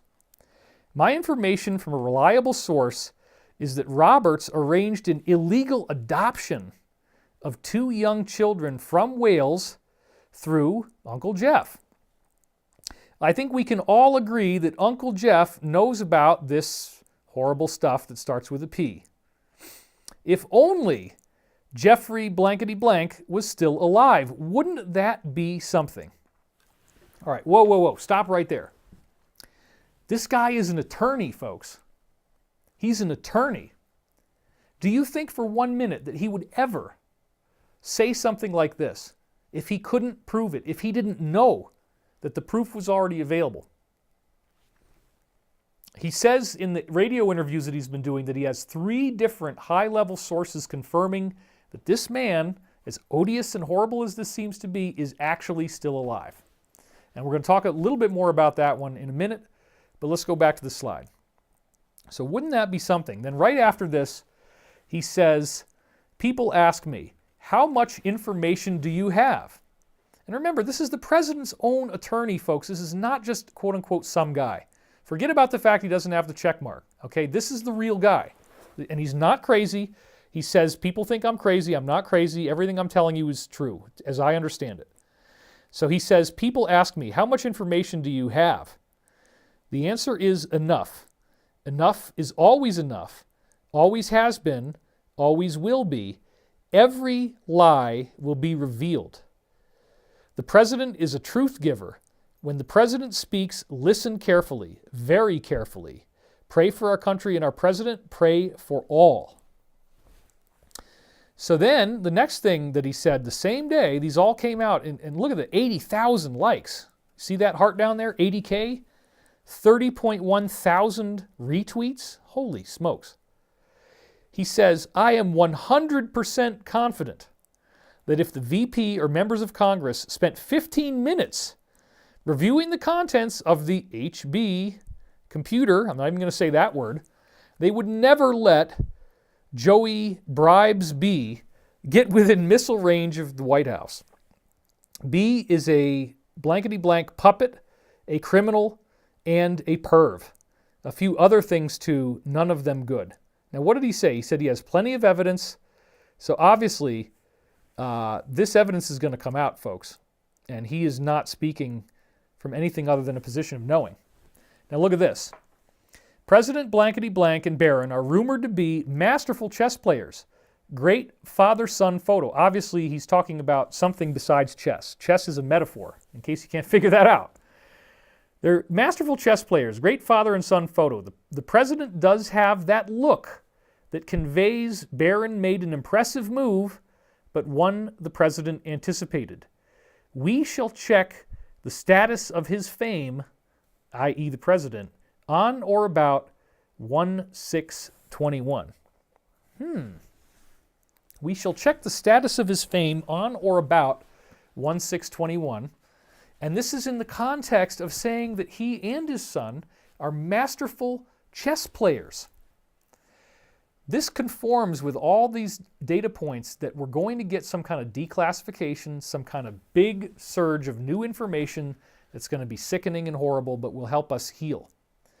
Then, because people didn't get it, back to the slide again, Mr. Wood, a day later, repeated the same message with a different tweet because people didn't pick up on it, I guess. So look at this one. December 31st, this was his New Year's Eve gift. I am fully aware of the onslaught of attacks being made against me based on my revelations about Chief Justice John. Before attacking me, maybe fair-minded people would first ask John to tell the truth. Or ask Jeffrey E. He is alive. 138.1 thousand likes. 61.8 thousand retweets. Which means that when people retweet something, everybody else sees it. Everybody that's a subscriber of theirs, unless you're getting banned, of course. But like, theoretically, so this is what I'm saying, folks. This is not some, oh yeah, it's called Divine Cosmos. It's David Wilcock, right? He's a UFO guy. Yeah. No, this has become much bigger than, oh yeah, it's one of those videos online. This is the frickin' attorney for the president. And this is what he's saying, and it's got 138,000 people that clicked the like button and 61,000 people that retweeted it. This thing has just gone viral. The Kraken has been released. It's out there, and it's tearing things up now. The public is learning the truth each day that goes by as people who are brave enough to report on this, like me, do that work. More and more people become aware of the irrefutable evidence that this is true, that this has been going on the whole time, and that we need to do something about it. So back to the slide again. Wood's radio show linked, when he did these radio shows, these fireside chats that are on his Twitter page, you can click on those and listen to them. They're fascinating. He's a very good speaker. Then they have these show notes that you can get by going to the website. And so the show notes give these links that back up the things he said. So regarding Jeffrey, here is a link from International Business Times, which, believe it or not, is a mainstream media publication out of India. This is the Indian mainstream media, folks. This is not fringe. It's very, very mainstream. And you can see the name of the person who wrote it. I can't really see it too close here. We'll see it in the next slide. But anyway, zooming in on this on the right now, just on that part in the middle, is Jeffrey E. still alive? Drone footage shows a look-alike at his compound. We're going to see that picture. It's pretty shocking. Conspiracy theorists baffled. In December last year, transactions were done from E's dormant offshore bank account in the Virgin Islands. We're going to hear about that as well. And of course, but what is the photograph there? Vegan woman drinks S blankety blank to fight C and stay fit. Cringe level 100. Yes, she actually said, please don't waste it. It's so valuable, it's got 200 vitamins. She actually says that, folks. I don't know why they put that with this article, but here you go. Doesn't that guy look familiar down there on the left? Like maybe you've seen him before? Doesn't he look a little familiar? Why would a guy that looks that much like this guy be on his island after he supposedly was gone? So let's read what it says. A conspiracy theory claiming that offender Jeffrey E. is still alive kicked off after an undated drone footage of an E look-alike surfaced on social media. India will talk about this. Nobody over here will. The conspiracy theorists claimed that the American pedo is staying on the infamous island. E was arrested in July 2019 on a number of charges, including trafficking young women and underage girls for gratification between 2002 and 2005. He was supposedly found hanging in his Manhattan jail cell in August last year. The death of the 66-year-old, who had previously attempted suicide on July 23rd, was ruled as a suicide by hanging. And then it says here, a Jeffrey look-alike spotted in drone footage. 2 pictures of him, same day. Now look at this. Transactions done from E's dormant bank account. In February, Daily Mail had reported about transactions being carried out from one of E's dormant offshore bank accounts in the Virgin Islands in the months after his death. Now, who would have gotten access to his accounts if not him? The documents, well, you could say Ghislaine, okay, that's true, but I mean, it's not very many people this could be. The documents presented in the court revealed transactions of multi-million dollars from E's estate to his bank, Southern County International, after his death. So it went to his bank, not somebody else's. If it was Maxwell, why wouldn't she put it into her own bank account? If she could get access to it and steal it and get away with it, why would it go back into his own account? Even though the territory had sanctioned the bank in 2014, it remained dormant until this evil offender's suicide. Months after his death, listen to this, folks. Try to think about how much money this is. An amount of $15.5 million from E's estate was transferred to the bank in December of last year. The bank sent back $2.6 million, leaving $12.9 million, according to the outlet. So somebody kept $12.9 million transferred out of this account. That is a lot of money. $13 million. I mean, you can buy mansions, you can buy a private jet, and still buy a mansion, and still have money left over if you have $13 million. Okay? It's a lot of money. Before the end of the year, a withdrawal of nearly all funds, leaving only $500,000, was done. Now, who took the money? Who took the $13 million? We don't know yet. The payments were made to cater to day-to-day expenses, including payment for cable, right? So you're telling me you're going to blow $12.4 million in less than a year for day-to-day expenses? BS. Judge Herman Purcell, who oversaw the hearing of the court case over over his remaining assets, had said there is no explanation for it. So, in addition to this data that Wood has linked to, he's also claiming that he has 3 insider sources that told him this is what's going on. So I've listened to all of his most recent radio shows. What does he actually say? What he's saying is that, I mean, you've all probably seen the pictures of the comparisons with the body, where the nose looks all wrong. The body that we were supposedly shown as being Jeffrey has a very obvious curvature on the nose, whereas The actual man has an aquiline nose. It doesn't have that curvature. The ear looks totally different. There's a scar on the forehead that you don't see on the actual offender. And then, and I saw this too, back on these chat rooms, there was a very compelling post the night before Jeffrey supposedly died about somebody saying that they saw in the middle of the night somebody being transferred out of this maximum security prison, and that there was like they put a bag over him and they wheeled him out really fast, and they didn't want anybody to see it.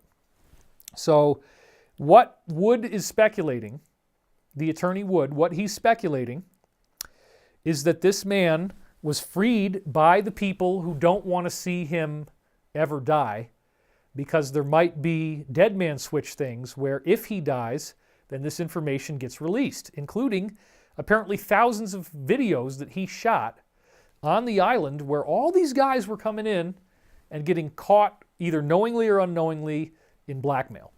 Blackmail where they're filmed doing things, and then that film is used against them to ensure their compliance. This is why they're stealing elections. This is why it can even be possible.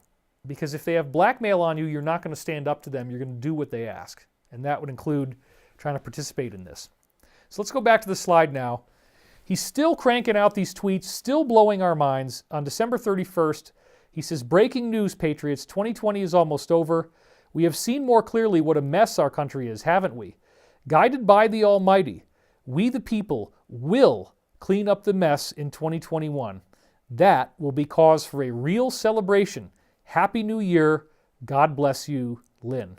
Now, he doesn't say when we will clean up the mess in 2021, but he's not saying it might work. He's saying it's definitely going to happen, and it will be a real celebration when it does. So, here's another one. January 1st. On 12/31/19, I tweeted that 2020 would be the year our country would see more clearly. Now we have seen the mess. On December 31st, 2020, exactly 1 year to the day later, I tweeted that 2021 would be the year our country would clean up the mess in which we find ourselves. It is time to clean our house. Quote, "Many wrongdoers in this country are soon to be brought to justice, and the innocent will be vindicated." How are they going to be brought to justice? It's the positioning of those assets on the East Coast and the West Coast that I've already talked about, and the deployment of those assets in the middle of something that is going to be very traumatic and probably involve no internet, no phone, and probably no power as well. We don't really know. I'm just putting it out there. So you do want to be ready with all the prepper stuff, as I've said for so long. Then he goes, "The tweets about my insanity are at an all-time high this morning. I wonder why. No worries. I am fine. The attacks do not concern me." And then he has a quote here from Vernon Linwood Howard. Quote, "A truly strong person does not need the approval of others any more than a lion needs the approval of sheep." I actually like that because you know what? You are a part of this too. You watching this, you are a human being participating in the internet, participating in living on Earth. And we want to be able to talk, and we want to be able to have freedom to say the things we'd like to say, even if those opinions don't agree with everyone. We should be allowed to talk. I'm not going to try to stop people from having their own opinions. If they maliciously threaten me with opinions on my channel, I'm going to block that from happening because that's a private forum for me. But people should still be allowed to talk somewhere as long as it's decent and not causing all kinds of damage to people. So when he says that a truly strong person does not need the approval of others, that's something we all kind of have to grow up through here, folks. Because everybody is being threatened with, oh, you're going to be shunned. Nobody thinks like you do. Nobody believes this crap that you believe. Nobody agrees with you. Nobody likes you. Nobody likes what you're saying. You're dirty, you're smelly, you're fat, you're ugly, you're too old, you're too out of shape. Ugh. This is what the internet is. It's a free-for-all. It's a killing floor. Let's go over to this camera real quick. It's a killing floor. And I have been subject to this for a very long time, going on, what now, 25 years that I've been online. And from the very beginning, when I first started to read about UFOs and get in these various discussion groups, I was surprised that people were so mean.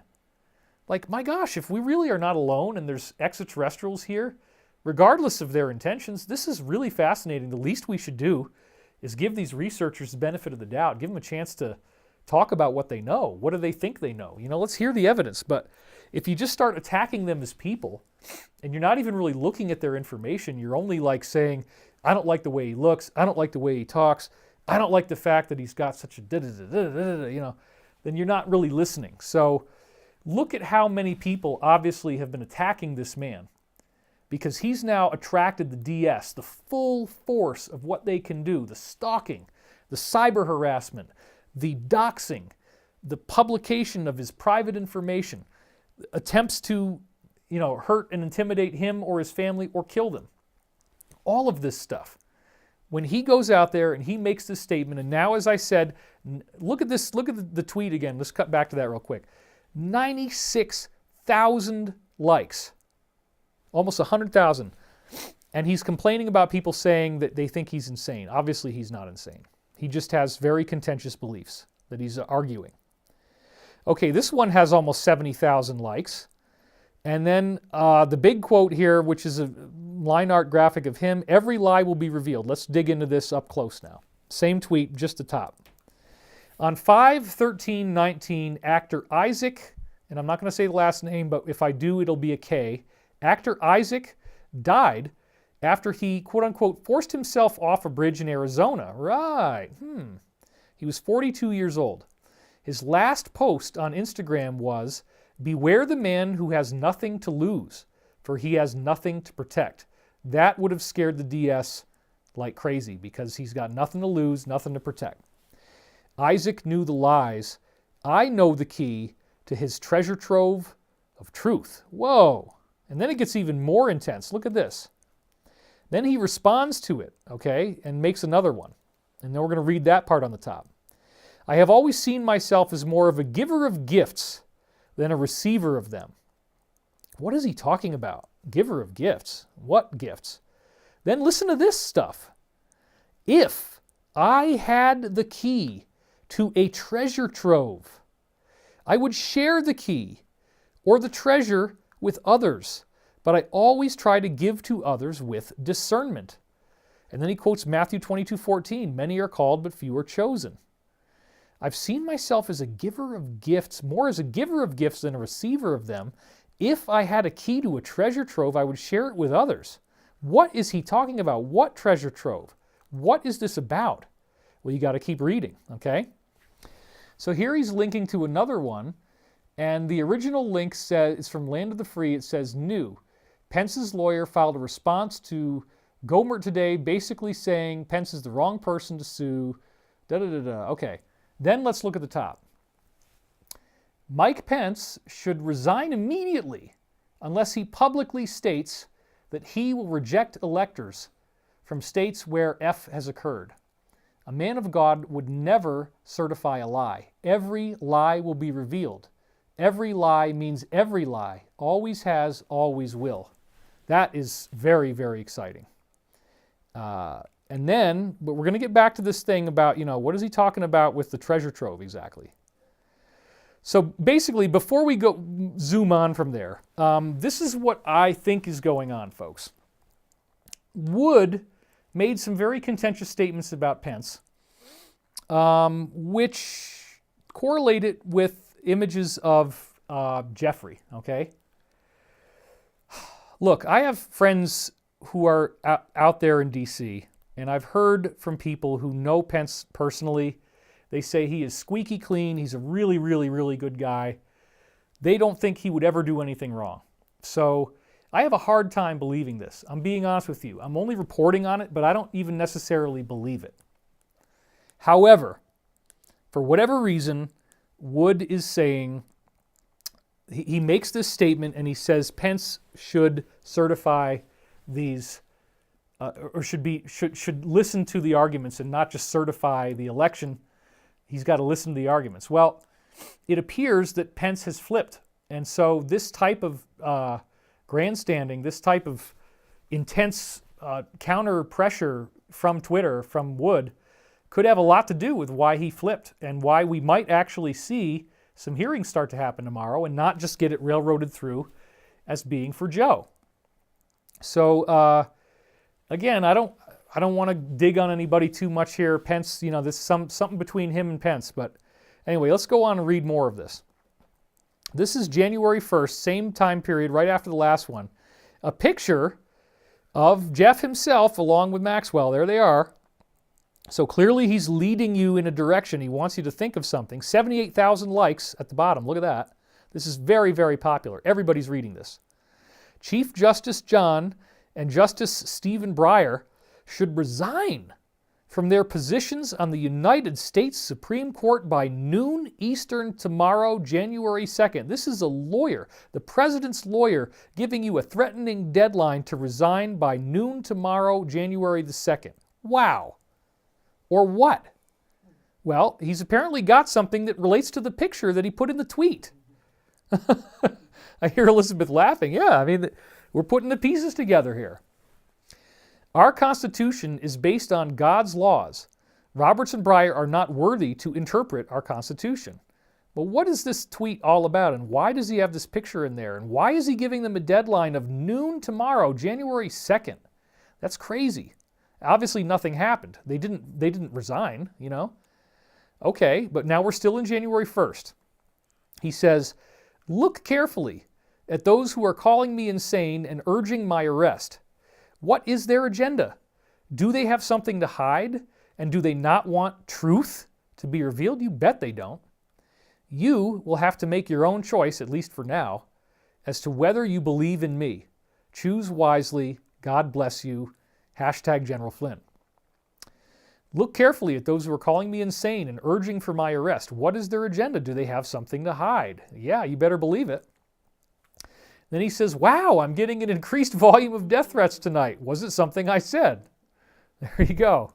96,700 likes. If they mess with this guy, it would be very, very bad. It would be the end, basically. So he's got an insurance policy by how public this is, and that's great.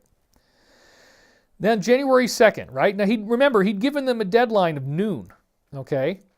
Jenna Ellis, who's another one of the president's attorneys, apparently came out swinging against Lynn because look at this.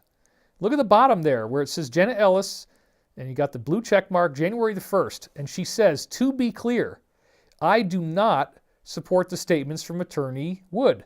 I support the rule of law and the U.S. Constitution."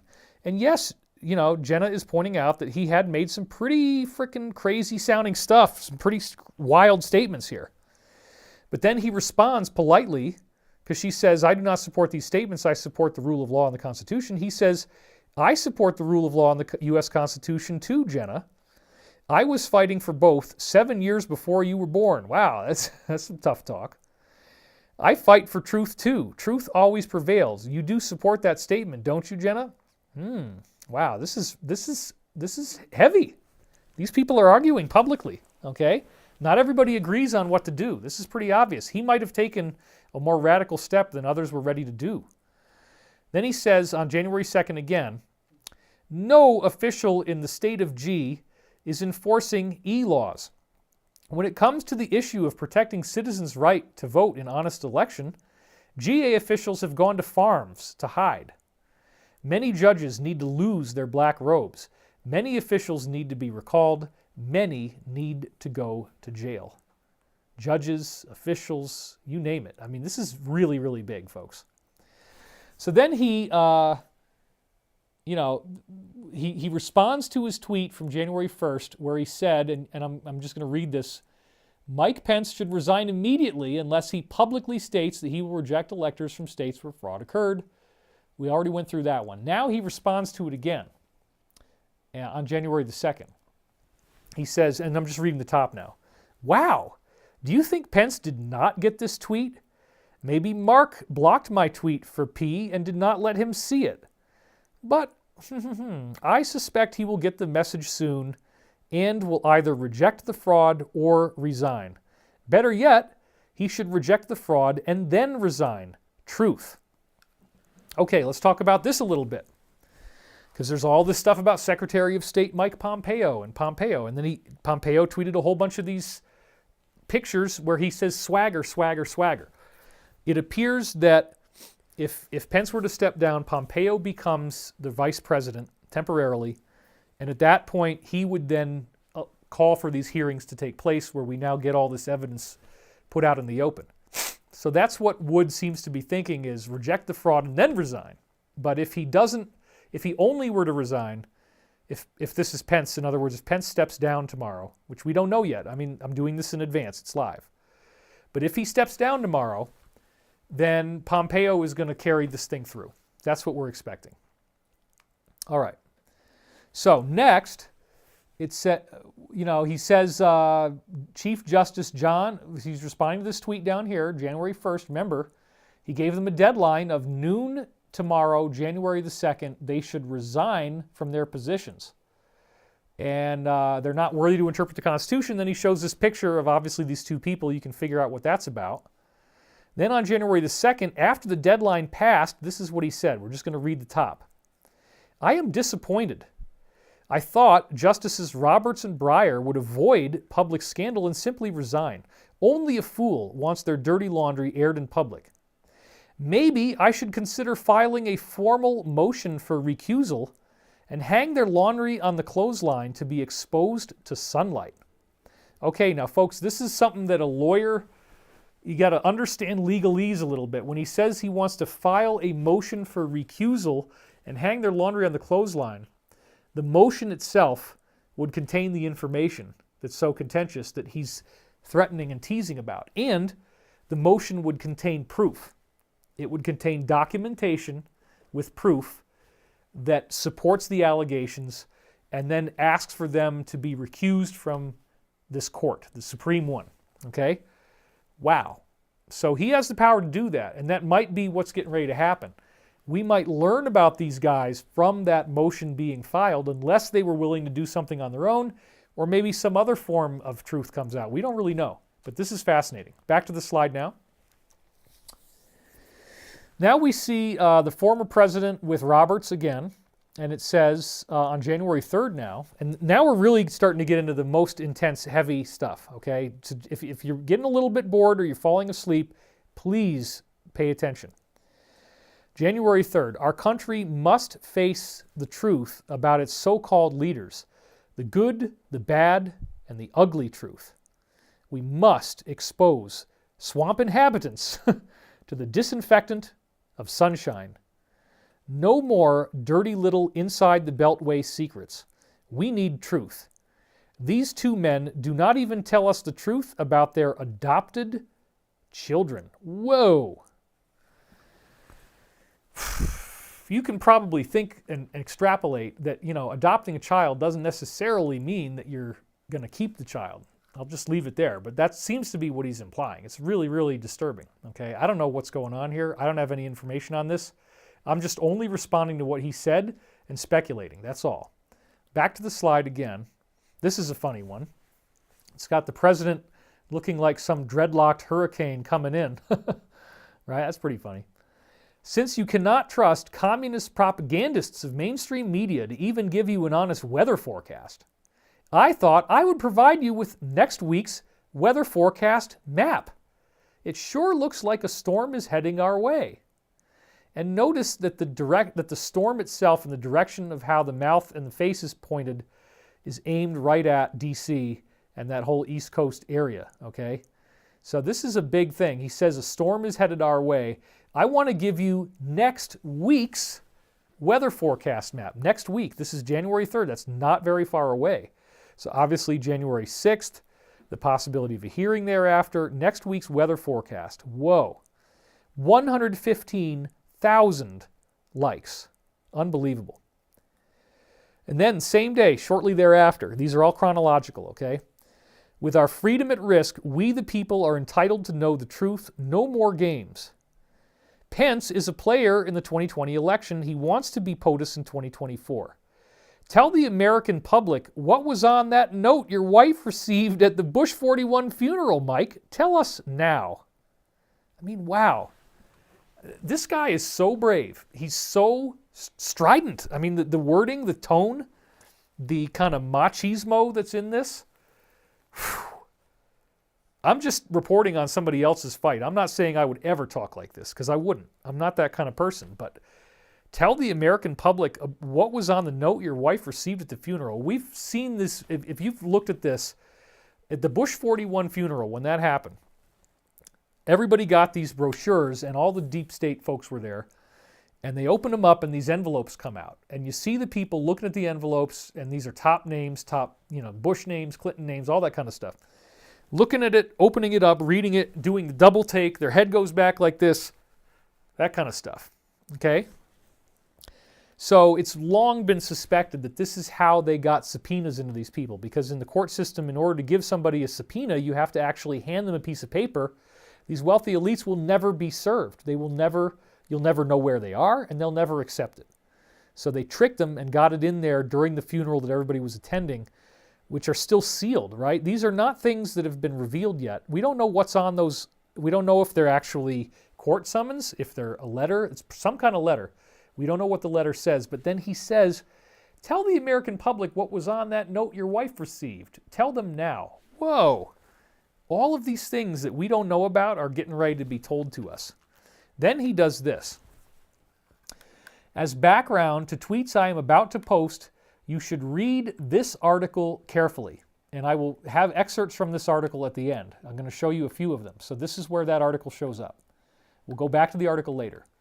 I ask that you read each of my tweets carefully and decide if the information conveyed demands that patriots rise up so that every lie will be revealed. So, what is this article? Well, here is the link. And it's the website's called America's Little Girl. Memo warns Attorney General Jeff VP and Florida Attorney General Pam Bondi after Minnesota court rules on international blankety blank child blank evidence. And you can tell what the blank is, okay? Child evidence. International child blank. All right, so the memo warns Attorney General of Pence and Bondi after Minnesota court. Anyway, you can go read this, but the point is the article says some pretty contentious stuff. Then people came out and attacked the guy that wrote it, and then Lynn would have to issue a retraction saying, I don't support the guy. It's just that some of the evidence there, I agree with, and it was sent to me by a trusted insider. But you can clearly see there's something really weird going on here about people being warned about this child stuff that was going on. Okay? Very, very disturbing. Then here's another one. Somebody that says the hate must stop, warning our team members who live in Atlanta are being attacked. Our team member's home took 5 shots through the windows in a drive-by, right through his daughter's bedroom window. The bias and hate must stop. And then he says this at the top. The price for speaking truth can be high. Ultimately, one's life and the lives of his or her family members and friends can be at risk or lost. I ask for your prayers that Almighty God cover me, my family members, and close friends with Psalms 91 protection. And I believe he will have that, because this is an incredibly brave thing that he's done. Now we're up to January 4th, okay? This is today. Or no, today's the 5th. This was yesterday. Tomorrow's the 6th. So January 4th, yesterday, he says, and then this is when he really gets going, okay? It's about to really go crazy, folks. I have shared with several individuals the truth I will be speaking to you. Killing me will not prevent the truth from being revealed. It will only trigger its release by many others. I ask the president to immediately appoint an honest special prosecutor to pursue justice. 75,000 likes. Then comes the big one, folks. This is where it really gets wild, and I read this to you before. This is when he dropped the bomb, okay? January the 4th. I believe Chief Justice John and a multitude of powerful individuals worldwide are being blackmailed in a horrendous scheme involving R&M of children captured on video. I have the key to the files containing the videos, and I have also shared this information. Holy smokes. He has the files, he has the videos, and he has an encryption key to unlock them. That is the ultimate mic drop moment. We've never seen anything like this before. Somebody this high ranking, laying it out there, saying, this is what's going on, folks. It's the R&M. It's children. It's really, really bad stuff. Blackmail, horrendous, horrendous things. Then he goes on and on and on talking about it, which is amazing. So everybody's looked at this. These have had thousands and thousands of likes, millions of views. Undoubtedly, millions of people have read this now. This blackmail scheme is conducted by members of 10 of the world's most well-known and elite blankety blank intelligence, you know what. One of those groups was hacked by a group known as Lizard S, and I won't say the whole thing just in case. The blackmail files of R&M were obtained by this group, and copy was provided to Isaac. Wow, this is how he responded to the previous tweet that we just read. This is a response to it. So then he went into a lot more detail in his video. And so this lizard group, Lizard S, we'll just call it the lizard group, he explains in his video that this was a group of people who were not the good guys. They were bad kids. They were bad little kids doing hacking and getting into stuff they shouldn't get into. And then apparently they stumbled over some really, really wild stuff that was in one of these agencies, one of the 10, okay? And they decided to turn good because it was so horrifying that whatever crime they were already involved in, they said, we can't do this. We got to get this into the hands of the authorities. They came forward as hackers, and they were actually apparently used and cooperated with for this information that they found. So this is sensational, that a weird little hacker group found something, handed it over to the authorities, and that's part of what is now going to be used as the whole lid gets blown off of this thing. These people do not want the lid to be blown off, and they will do anything to stop that from happening, including bringing the whole world to its knees or ruining the world, which hopefully none of that stuff happens again. So wow, the group, one of these 10 agencies was hacked by a group known as Lizard S. The blackmail files were obtained by the group, and copies were provided to Isaac. Isaac, the actor. Well, my wife Elizabeth and I, we watched the Isaac thing when it first happened. Do you remember that? How many videos we saw when they came out? How many there were? I mean, it was thousands. There was thousands of people that did videos on this after his weird, weird death. So then look at this. This is so sad, folks. It's the most traumatizing tweet of all, okay? And I don't even know if I want to read this out loud. It's so bad. The blackmail targets are approached with a gun, a child, and a video camera. The target is ordered to do one thing on video. The target is then ordered to do something even worse on video. Both of them are very, very bad.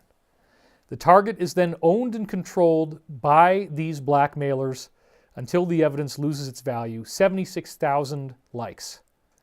And if you just actually stop here for a minute and think about how insane this is, that in order to become a politician, in order to play this game, in order to go there, to be a part of the inside crew, that they require you to do this, and that somebody would be crazy enough, insane enough with greed and lust for power that you would actually do something like this so that these people can blackmail you, so that they could then, I don't know, do something like maybe steal something big from the people that just happened, right? Wow. I mean, I've spent time visualizing this and thinking about this, and you know what? I don't want to see these films. If they're available at some point in the future, no. I'm not going to watch them. Elizabeth's not going to watch them. We don't want to know. It's too horrible. It's too gross. I can be aware that these things exist, but I don't want to see them, okay? It's that simple. So then, back to the slide. After Isaac received the hacked files from a member of Lizard S, he gave these files to one friend, and then he gave the encryption key to another friend. He provided this information to his friends shortly before he was murdered on May 13th, 2019. Members of the Lizard S were jailed for hacking. And again, look at the number of likes, 57,000. Unbelievable.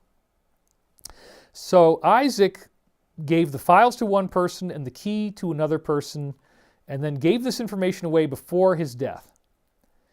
And then the very next one, or one of the ones right after this, but same idea, Jeffrey used this same scheme involving blackmail of child R and child M to either further his own interests or those of any agency with whom he worked. There you go.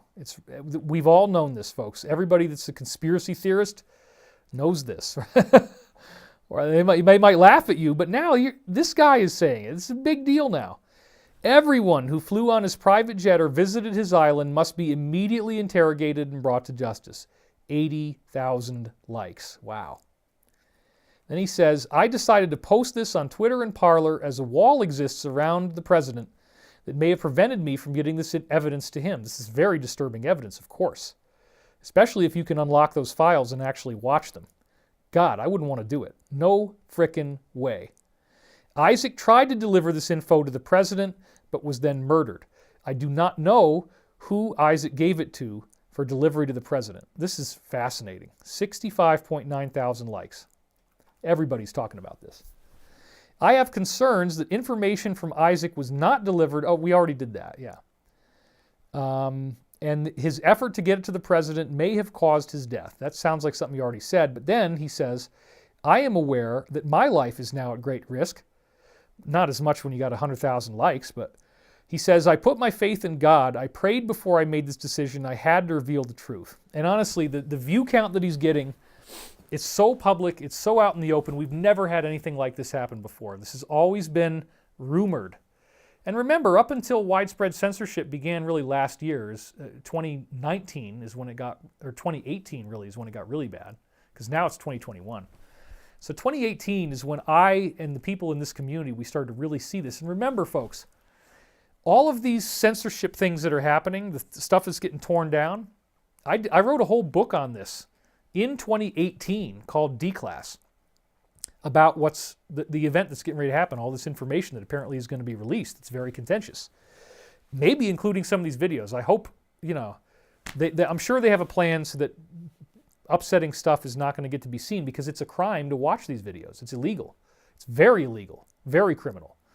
But somehow there will be people who are certified to have seen it, and then we'll probably be hearing it from them. I would never want to look at it myself. Anyway, if this information is out there, you better believe that with all the hint dropping and all the stuff that he's saying, that there's going to be something done about this, and it's not going to go away. Okay? Next one. Again, he says, every lie will be revealed. And then we go up to the top of it here. And he says, now you have greater context for the message I tweeted below on January the 1st. I had hoped that this revelation would trigger resignations and confessions. Unsure of that result, I had to reveal the full extent of my knowledge, and I am doing so now. So he said it right there. This is the full extent of his knowledge. And then, on January 1st, the tweet that we read on the bottom, he says, again, if I had a key to a treasure trove, I would share the key or the treasure with others. But I always try to give to others with discernment. Well, now we know what the treasure trove was. It's thousands of videos. Thousands of videos, folks. Not 100, not 500, thousands of videos. And then he says, this tweet from January 1st was an insurance policy. The evil forces behind this blackmail scheme of child R&M need to know that others have the encryption key. I have a procedure in place if I die in the near term or if any member of my family is harmed or threatened, the key will be released by many. And oddly, synchronistically, when I took a picture of it, it was 66.6 thousand likes, 666. Because this is what we're fighting, folks, this evil. So that synchronicity kind of just was like raising an eyebrow to get my attention, I guess. I don't know. It was interesting.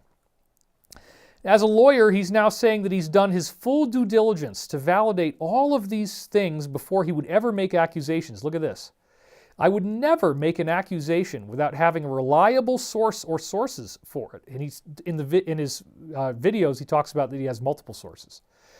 I would never make an accusation without having a reliable source or sources for it. The stakes are too high.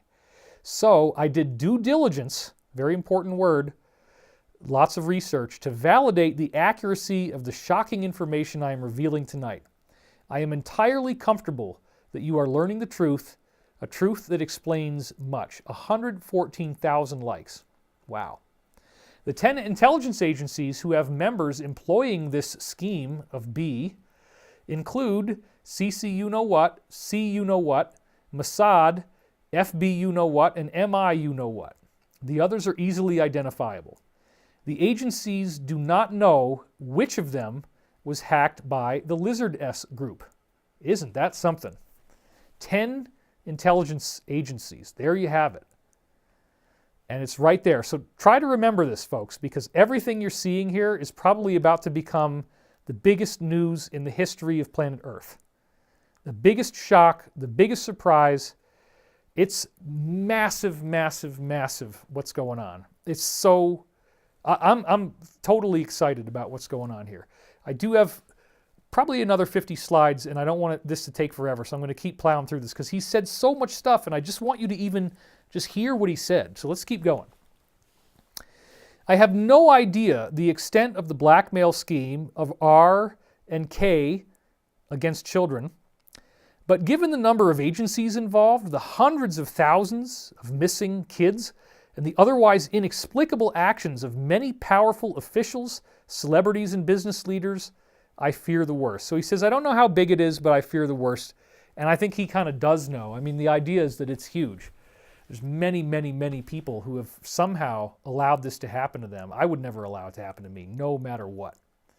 Okay, back to the slide. Then he says here, the number of missing children worldwide and in the U.S. is staggering. And then he links to this globalmissingkids.org website. Well, let's click on that. Okay, this is what I did. I was following all his leads. So then it says missing children's statistics. And we get this slate here, which it says one missing child is too many. The lack of a common definition of missing child and a common response to the issue results in few reliable statistics on the scope of the problem around the world. Even with this challenge, we know that, and then we go into all these. 20,000 reported missing in Australia every year, 45,288 reported missing in Canada every year, 100,000 reported missing in Germany, 96,000 in India, 1,984 a year in Jamaica, 45,000 a year in Russia, 20,000 a year in Spain, 112,853 missing kids every year in the UK, and 460,000 in the United States every year.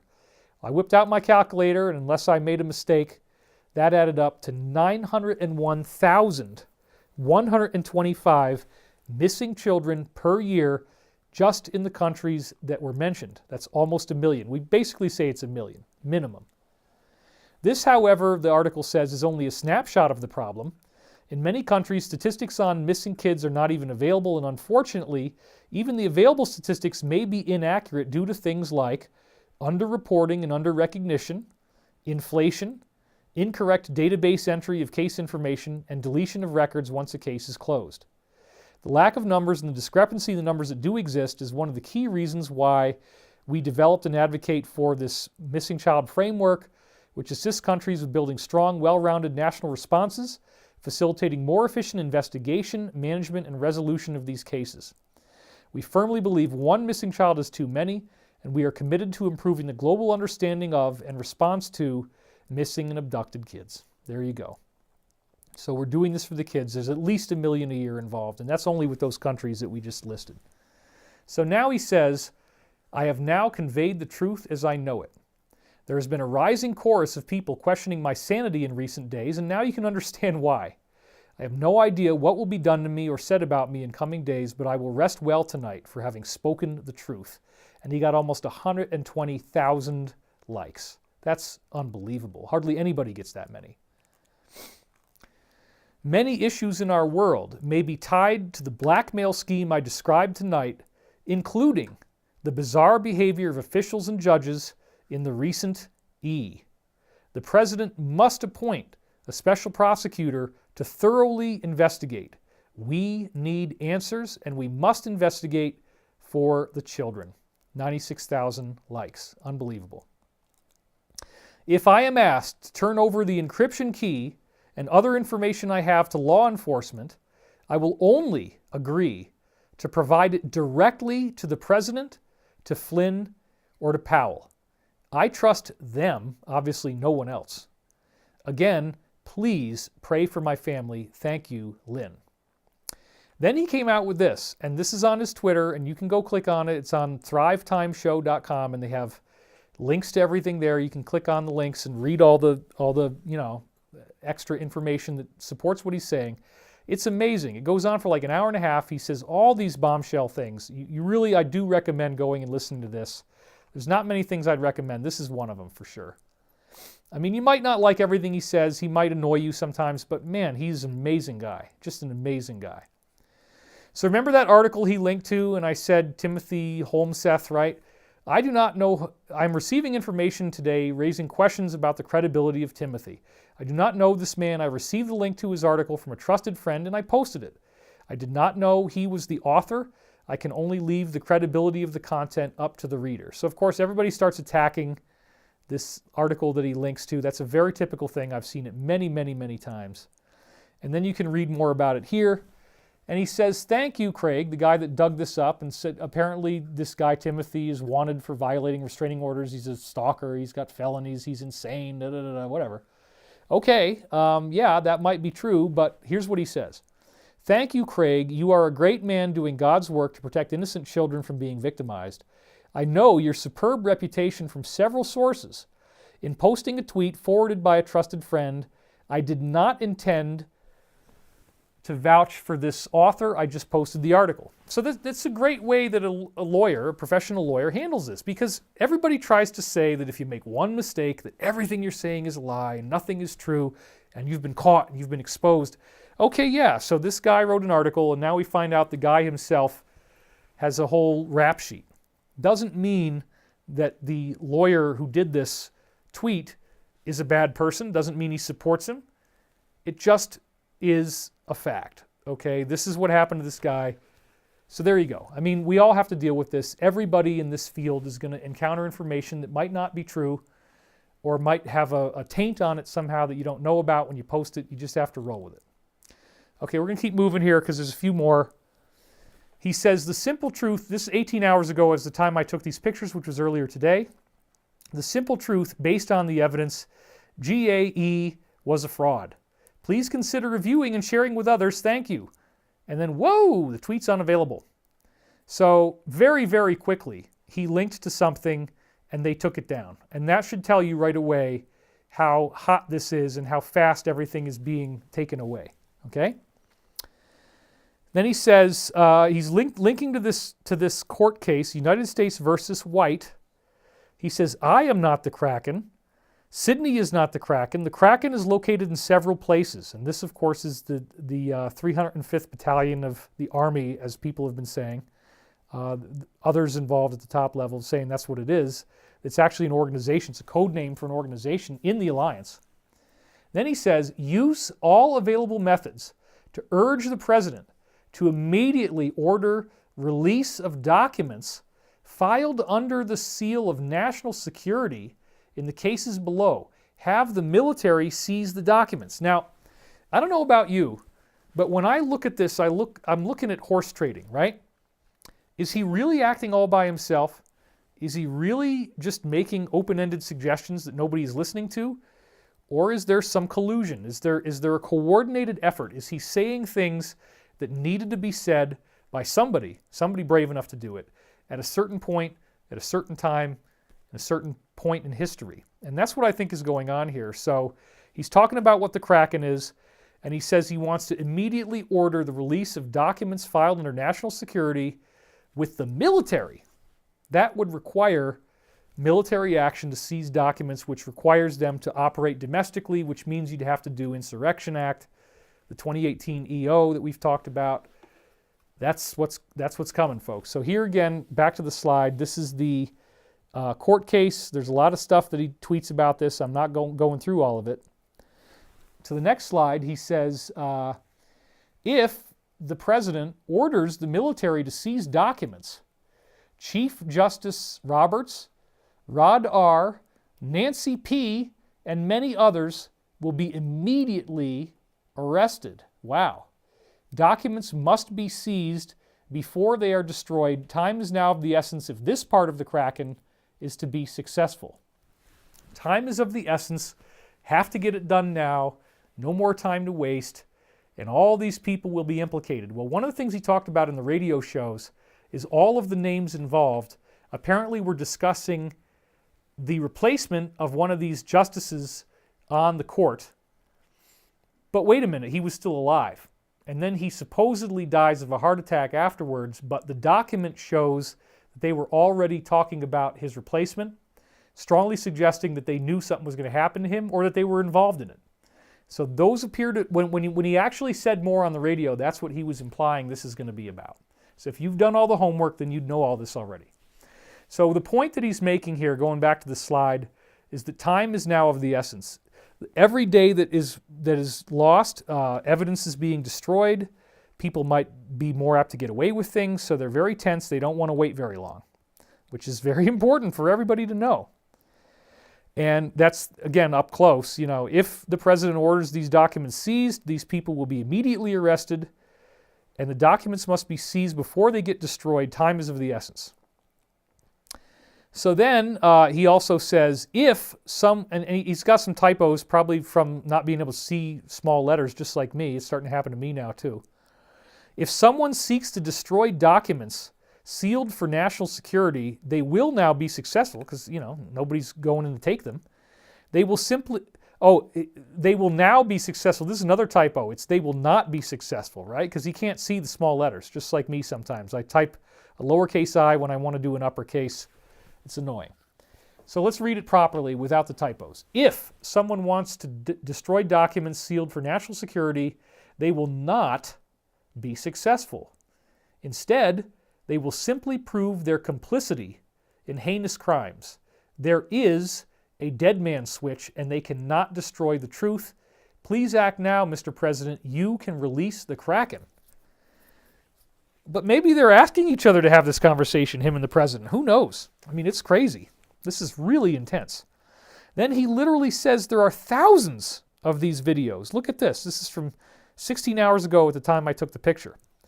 Many have previously seen this bath video. This is from Isaac, where one of the last things he did.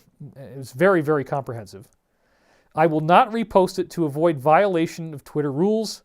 There are thousands of videos of this type of crime being committed by powerful people. Thousands with an S. Does that mean there's thousands of powerful people that are going to be involved too? Probably. This is huge, folks. Everything I've been telling you about mass arrests since 2009, all these people laughing at me. Guess what, folks? Are you laughing now? Probably not.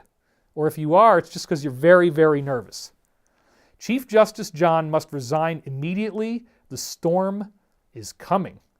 Whoa. Thousands of videos.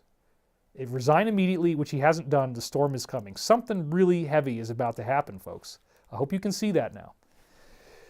It is time for our country to unite against a common foe to protect our freedom and our future.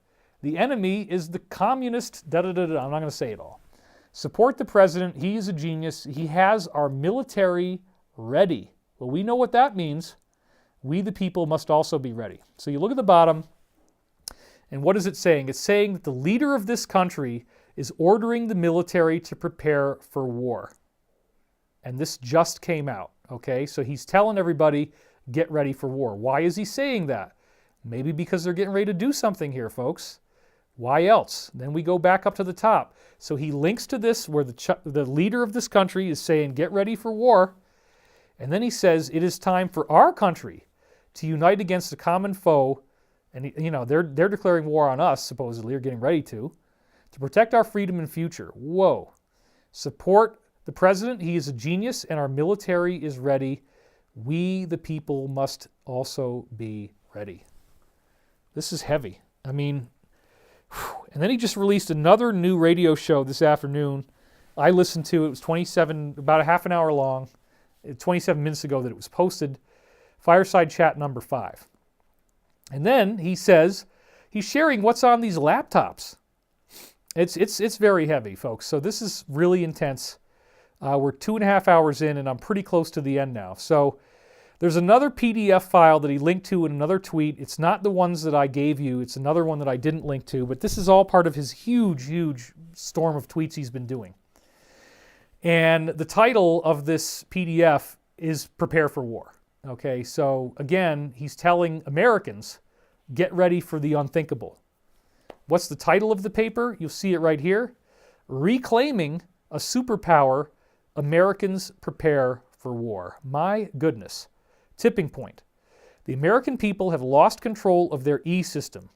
E-results no longer have any relationship to the voters' will. The E-results are now in the control of a relatively small network of bad actors who manipulate the system to produce virtually any result. This impacts all Americans, irrespective of their political party.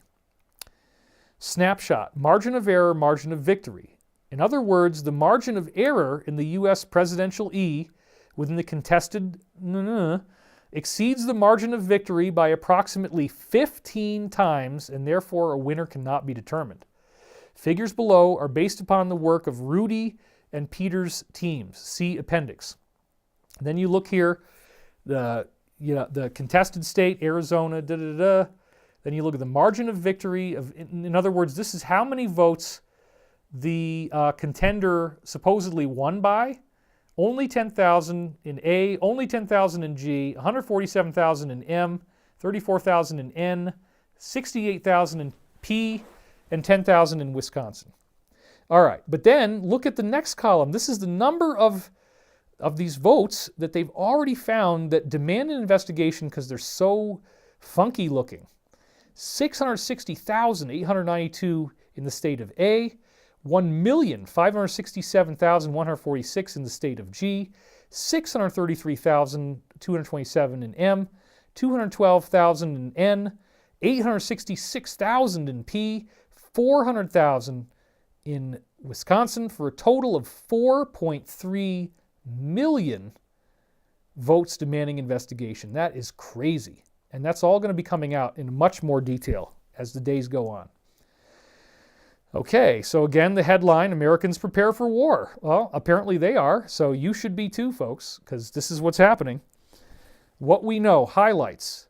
Now, this is very interesting because it completely validates some briefings that I had gotten privately, and I was surprised to see this. POTUS is virtually alone inside the white H. Bullet point, no support. With the exception of a few souls, the president is surrounded by globalists and political opportunists who do not support him or the long-term interests of the republic. They, like the swamp they deceitfully claimed to drain, are interested only in lining up their next DC gig. Active obstruction. The president's own chief of S and White House counsel have actively thwarted numerous attempts to reach him and have actively campaigned against all efforts to secure evidence from the E. Chaos reigns. Tens of millions of people cling to the belief that the president, this is very important, folks. I'm going to really emphasize this one, okay? Tens of millions of people cling to the belief that the president has some magic plan that he is waiting to unveil. While there is a chance, wink wink, that he's going to reveal something, wink wink, on the 6th, the reality is much darker. The president is surrounded by impotent and self-interested staff. He has been betrayed by the very people surrounding him, and he is nearly alone in this war against evil. Every patriot needs to grasp how seriously this is. Widespread public support. On the outside, the WH of the picture is very different. President Trump has the devoted support of 80+ million souls. For every coup plotter, there are 1,000 patriotic Americans who will not let this nation be robbed from us. There you go. Then it says EO 13848, national emergency. On September 12th, 2018, the president declared a national E to address the threat of foreign interference in a U.S. E, declaring it an unusual and extraordinary threat to the national security and foreign policy of this country. Foreign interference divined. Quote, well, you don't really need to hear all that. I mean, you can read that if you want to. Anyway, look at this over here. This is really funny. Here's some boxes that say Dominion on them, right, for these machines. And guess what it says at the bottom? Made in China. Boom. So that's one of the funny things. And you can read the other stuff here, but here's a big one. Foreign interference in the USE associated with America's enemies. Hutan Yaghubzada, that's probably something I shouldn't have said anyway, is the CEO and chairman of Staple Street, and this owns the D voting da-da-da, you know that. So D is owned by Staple Street. Hoot, whatever his name is, I'm not going to keep saying it, is a close confidant to associates of the guy who used to run Iraq, Saddam, and worked for, the Saudi bin Laden Group, the Carlyle Group, and Cerberus Capital Management. Whoa. There's a whole lot of stuff that's going to come out here. Foreign actors, all this crazy stuff, folks. Attacks on American soil, what we know, highlights. Destroying evidence. AT&T's Nashville facility was attacked by a weapon. They're not saying it might have been, they definitely say it was. And they don't say what the weapon was, but we talked about that. Most likely to destroy evidence and data which would reveal e-fraud in this particular state, starting with G. The official narrative perpetrated by the mainstream is being rigidly enforced by every powerful institution in the country. Did it ever occur to them to simply ask, when is the last time the FBI solved any crime in 48 hours? Right? Yeah, it's totally normal, nothing bad happened. But he says here, most likely to destroy evidence and data that would have revealed the fraud. So it's very obvious that it was attacked to try to cover things up. Mail-in ballot justification. This particular thing that happened last year was an orchestrated attack by the blankety-blank party. The virus they allowed to travel around worldwide not only crippled America's economy, but also provided direct justification for a massive mail-in campaign that led to egregious and material irregularities in what we just went through. So there you go. He's laying it right on the line here. This is what he believes, obviously. Invisible manipulation. Very smart and sophisticated people manipulate in subtle, almost undetectable ways that reside within the margin of error. These inconsequential attacks that a casual observer would not see, however, are detectable by forensic audit. Examples of subtle election continues. And then we have B printing. A laptop with B designer software connected to a B printer loaded with blank paper is not necessarily an issue. However, taping the password to the laptop allowing access to the printing is a security issue, especially when virtually all the staff have access to the printing equipment room. See pictures below. So you can see there, the password is taped onto the keyboard, California 2020 with an exclamation point. Then in the middle you see the ballot printing system. So they can literally make new ones if they want to using that password, and ballot loaded with blank paper. So boom, there it is. Our choices. Here's what he says. Our window to solve this is closing. Much time has been wasted by bad and incompetent actors who are trying to run out the clock. Currently, Senator Cruz has proposed we conduct a 10-day audit of the E's starting on the 6th. I hope they do this. I really do, because I think we need the time. This is not enough time to conduct an audit. Wow, so 10 days isn't even enough. Had this been done a month ago, it might have been able to reveal the will of the voters, but now it will only clog the system and appease people who don't understand how the process works. Efforts for transparency will be thwarted at every stage, which is why it's ultimately going to come down to a military activity. The time for auditing the 2020 U.S. blah-da-da has passed. Our remaining options, you got A, B, and C. A, contingent election for the president in the U.S. B, accept the obvious corruption in the U.S. government. Well, they're not going to do that. Or C, war. So obviously they're not going to do B based on the context of the other things they said. So there's only two options, a contingent election or war. And one of the briefings that we got, by the way, and I'll just throw this out there, is that there have been apparently new ballots printed. So we don't know if this will actually happen, but one of the possible outcomes that could occur is a recount, a re-election in these swing states. And that's a really big deal, because if we get the recount, or if we actually redo it, right? If the whole thing is ruled out that it's too messy, it's too compromised, whatever, people have to redo it. It probably is not going to work out the same. And when whatever takes place that steals it from the theft, right? If the people trying to steal it don't get what they want, if they fall apart, if they have a problem, if they can't get it to work, their next move is to totally try to create all this chaos in our cities, which could involve loss of the power grid, could involve mass casualties, really nasty stuff. We don't know what the heck could happen, but it's not looking good. So, contingent election is one option and war is another option. There's really only two that he's giving you. Then going back to the slide again here, this is the last thing he said. When a long train of abuses and usurpations pursuing invariably the same object evinces a design to reduce them under absolute despotism, it is their right, it is their duty to throw off such government and to provide new guards for their future security. Thomas Jefferson, Declaration of Independence, 1776.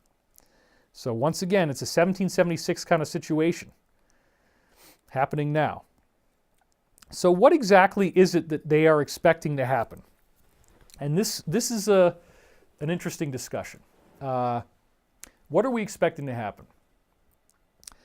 Probably, and again, nobody really knows. I want to be very clear on this. Just because I might take a guess doesn't mean that it's going to go this way. Everything hinges on tomorrow.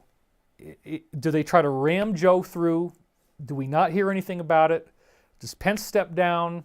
Does he certify, it the way it is, or does he call for an investigation? Does the investigation happen in one quick day? Is it really fast and doesn't really do anything? Does it last 10 days? All this stuff, these are questions we don't really know the answers to. But one of the most probable scenarios that we've heard many times is that through standard legal due process of whatever variety, somehow legally, we get some kind of results and there is actually a flip and the incumbent gets it for a second term. Okay, that could happen. The minute that the second term would be announced, the minute that there was a victory of that type, that's when everybody is expecting full-scale crazy stuff to start taking place in American cities. Bad stuff, really bad stuff. Much worse than what we've seen before potentially. It's at that point that this activation will take place because it will be in defense of the country. It will be in defense against these attacks. And is there a problem with the audio? I don't know. I think it's fine. Are you seeing me on the viewfinder when I'm talking? Does it go up and down? Yes. Okay, good. Because when my wife starts screwing around with cables on the back of the machine, I get really scared. Uh-oh. Okay, but we're good. So, yeah, I mean, I've been doing videos on this. I've been talking to you guys about this for so long. I've had so many things to say about what might happen, how it might happen. And again, it seems pretty likely that you're going to lose internet, you're going to lose the phone, you might lose power. You might lose power for a few days, you might lose power for a couple of weeks. If you're in a big urban area, you might lose power for longer than a couple of weeks. It's possible. We don't really know. You might see UFO wars taking place. You might see the blue ones versus the white ones, like we saw in Hawaii, where they're shooting down into the ocean, and all these people are calling the police going, oh my God, I saw this crazy thing, and it shot down into the water, and then another one showed up. Well, that kind of stuff might get to be a lot crazier and a lot more visible. We also are expecting that your phone is going to make a noise and you're going to get an emergency broadcast notification. It'll be a presidential notification. You'll hear the sound, your phone is going to make a noise, and unlike the other tests that we've had before, this time you're probably going to get information.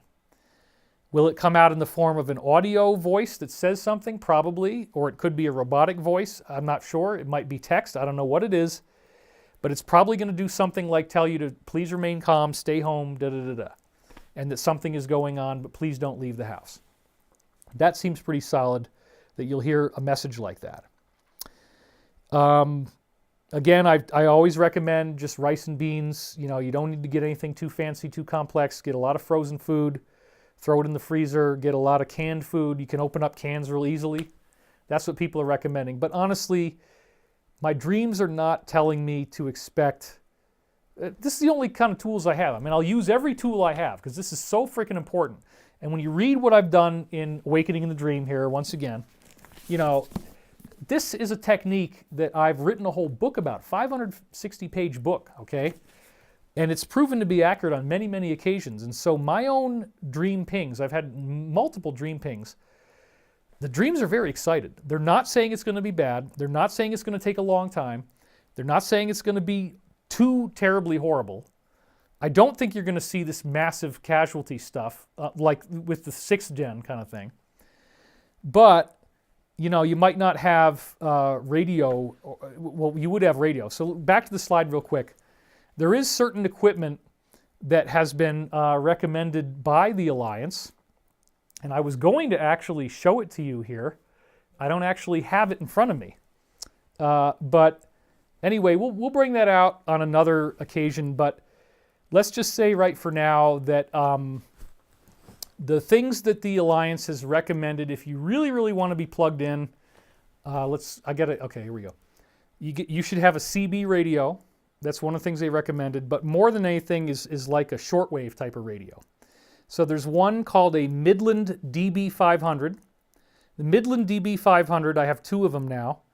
It's a little box that mounts in your car, and it has a little wire that comes off it and a little thing that you can hold on. It looks like what the cops would use. When I actually bought the Midland DB500,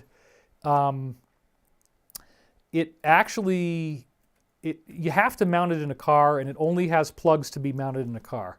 There's another one that looks like a little walkie-talkie, and it's called something like a Yaesu, Y-A-E-S-U 6XR.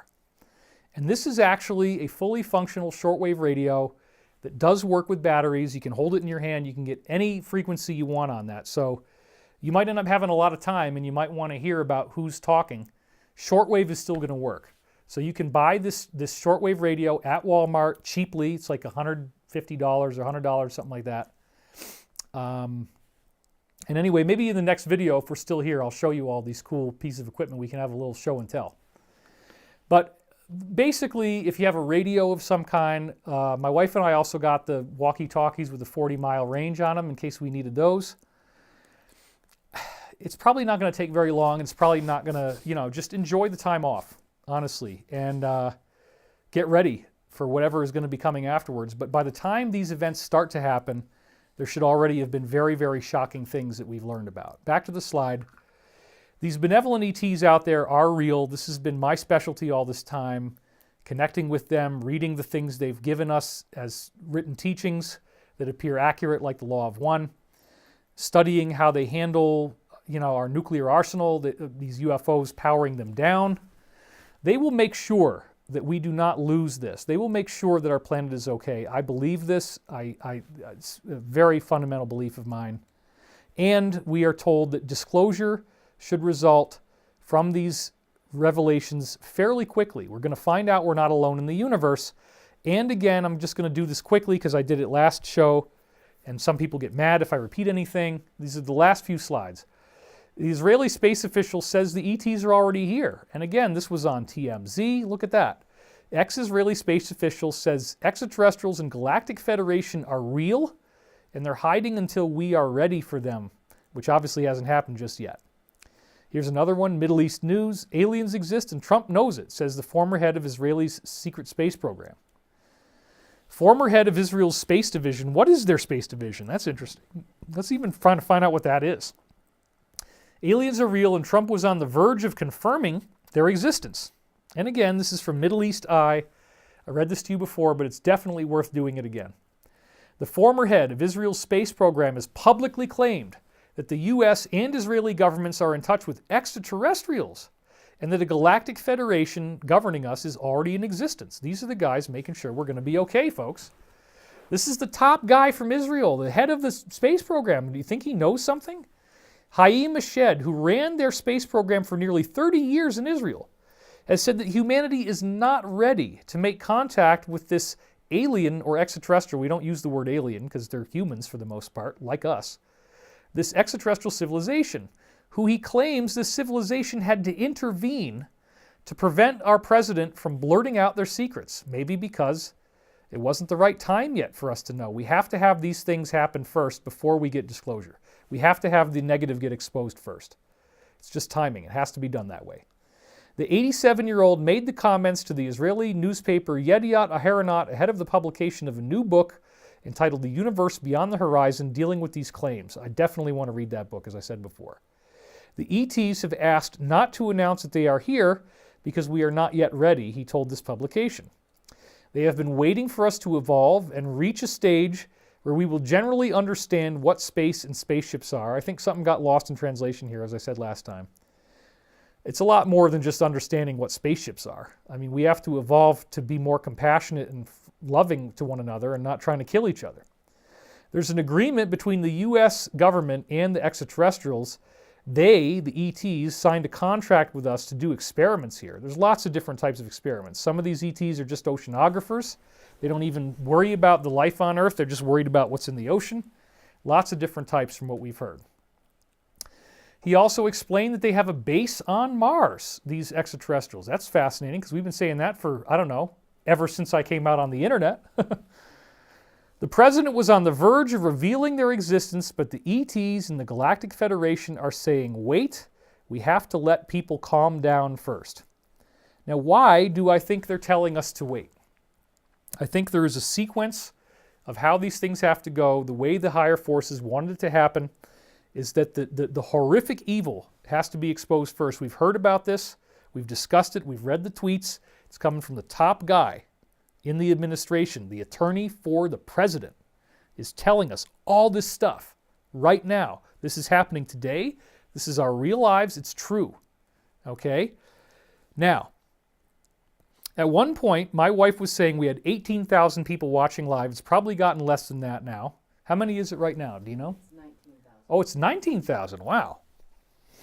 All right. Well, that's awesome. So what I want to do here is use, back to the slide, the meditation technology. Because what we found out is from the original studies done by the Transcendental Meditation folks, they got these big gatherings together of in some cases 7,000 people, and they meditated. But in the course of their meditation, let's go back to this camera now. In the course of their meditation, all over the world, as these people are meditating, during the time that they're meditating, 7,000 people, you have massive reduction in war, crime, terrorism, fatalities, all these things that are exactly what we're so afraid of happening right now. We have 19,000 people listening live right now. You're watching me live right now, 19,000 of you, 19,000 souls.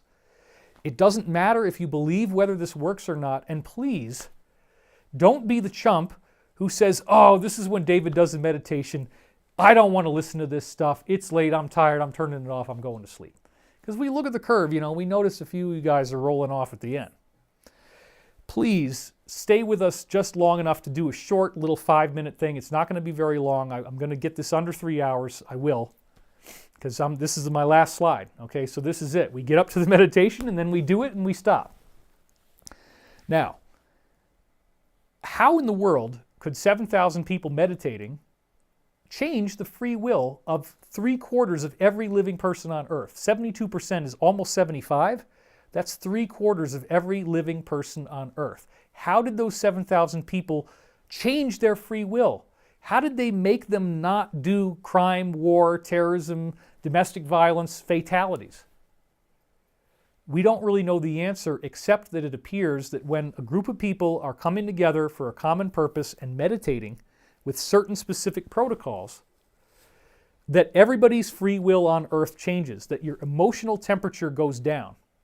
Think about what would happen if you're trapped in a room and the room starts to get really frickin' hot and all the doors are locked and there's a crowd of people and they're trying to open the doors and all you know is the door isn't opening, and now you're getting mad because those folks in the front have no effing idea what they're doing, but all I know is the effing door isn't opening. F that, I'm getting up there.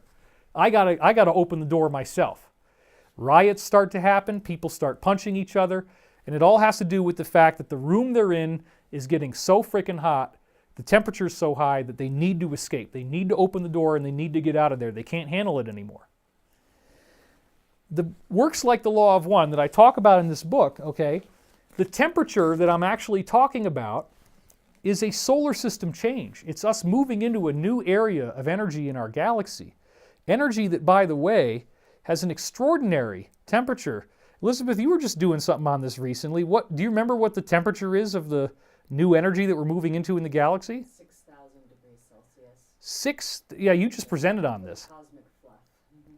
So there's something called a cosmic fluff, as you were saying, Elizabeth, and we studied this, and so there's this material that's got a 6,000 degree Celsius temperature. That's so hot. Boiling point's only 100 degrees Celsius, right? We're moving into like a massive wildfire in the galaxy, an energetic wildfire. It's got much more energy, and according to sources like the Law of One, which I've validated scientifically, that energy is intelligent. It's alive. So as our solar system as a whole is drifting into this cloud that has a 6,000 degrees Celsius temperature, it's blazing freaking hot.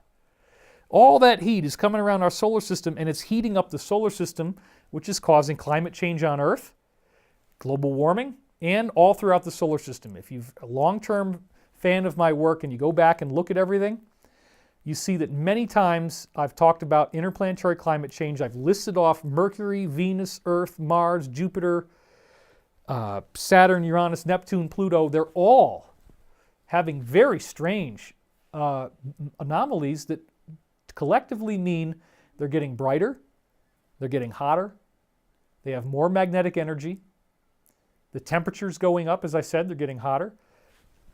It's happening everywhere. So there's something going on that, again, we've never been able to hear about. But according to these esoteric sources that are allegedly extraterrestrially derived, if you can believe that, and it certainly seems like extraterrestrials are real, and apparently they love to communicate telepathically. It's their favorite method because it doesn't violate free will. They don't want to show up in your room. They don't want to take you on their ship and give you a ride. They prefer to do it through dreams and telepathy before they go any farther. And usually they don't do anything other than dreams and telepathy. It's very rare that anybody gets more than that as a contact. So with all this information that's been given to us, we are being told that there is an energetic increase going on in our solar system, and that it's to some higher dimensional level, some higher density, as the Law of One would call it. But it's essentially like a quantum leap into a higher level of what it means to be human on planet Earth. And we are going through that evolutionary process right now. It's rapid. And the process begins in the spirit, and if your spirit can't process all the information, it spills over into your mind, and if your mind can't process all the information, it spills over into the body. Now, what do I mean by that? That sounds weird. What do you mean spills over? Okay. In the Law of One, and Elizabeth and I, we had a whole lively discussion about this, the term catalyst, and I looked it up in the Law of One. It shows up over 200, it's about 200 instances of the word catalyst. Well, because, Elizabeth and I were talking about, does the universe want you to always be comfortable? The answer is absolutely not. The universe deliberately steers discomfort into your life in the form of what the Law of One calls catalyst. And it can be anything from inspiring catalyst to very disturbing negative catalyst. But catalyst is a word that just means something that you experience that causes you to have spiritual growth of some variety. It's catalyst, okay? Well, here's the thing. We need this catalyst. We need to have stuff that knocks us around, upsets us, challenges us. Athletic exercise is a type of catalyst, right? Do you really want to be doing hours and hours of exercise a day? Some people really get off on it, but most people don't like it. They do it because they need to keep their bodies healthy, right? So exercise is a catalyst. You don't really like it, but you have to do it. All of us now are being brought through a global collective initiation. The events that are taking place on planet Earth are part of a preordained schedule that ends after 25,920 years. It takes that long. And it has to do with the Earth's position in our solar system and galaxy. And that at the end of the 25,000 year cycle, This is when you get the interplanetary climate change. This is when the energy goes up, when you move into this cloud. All these things happen that the esoteric materials talk about, which I've now validated scientifically, way beyond the scope of this particular video. Anyway, the point is that we are now being bathed with this energy that is supposedly transforming our DNA, elevating our consciousness, and bringing in this new reality. However, when you are exposed to this energy, if you're not ready for it, it will really, really disrupt your life. So everybody is getting that disruption. We are going through a collective disruption. Everybody on earth is suffering. The economy is terrible. Nobody's working. Everybody's stuck at home. It's really, really lousy. And we're now having these huge fears come up in the mass consciousness about the possibility of being taken over by some sort of global fascism. Microchips, implants, mass extinction, done deliberately. These are things that everybody's thinking about now. Even the people who were ignoring this and didn't pay attention and didn't think about the globalists or the elite or whatever you want to call it, everybody is thinking about this, and that's what had to happen. That's why the extraterrestrials wouldn't let the president disclose until after this happens, until after we get these arrests done, because there needs to be a sequence in this awakening. But this is the ascension process.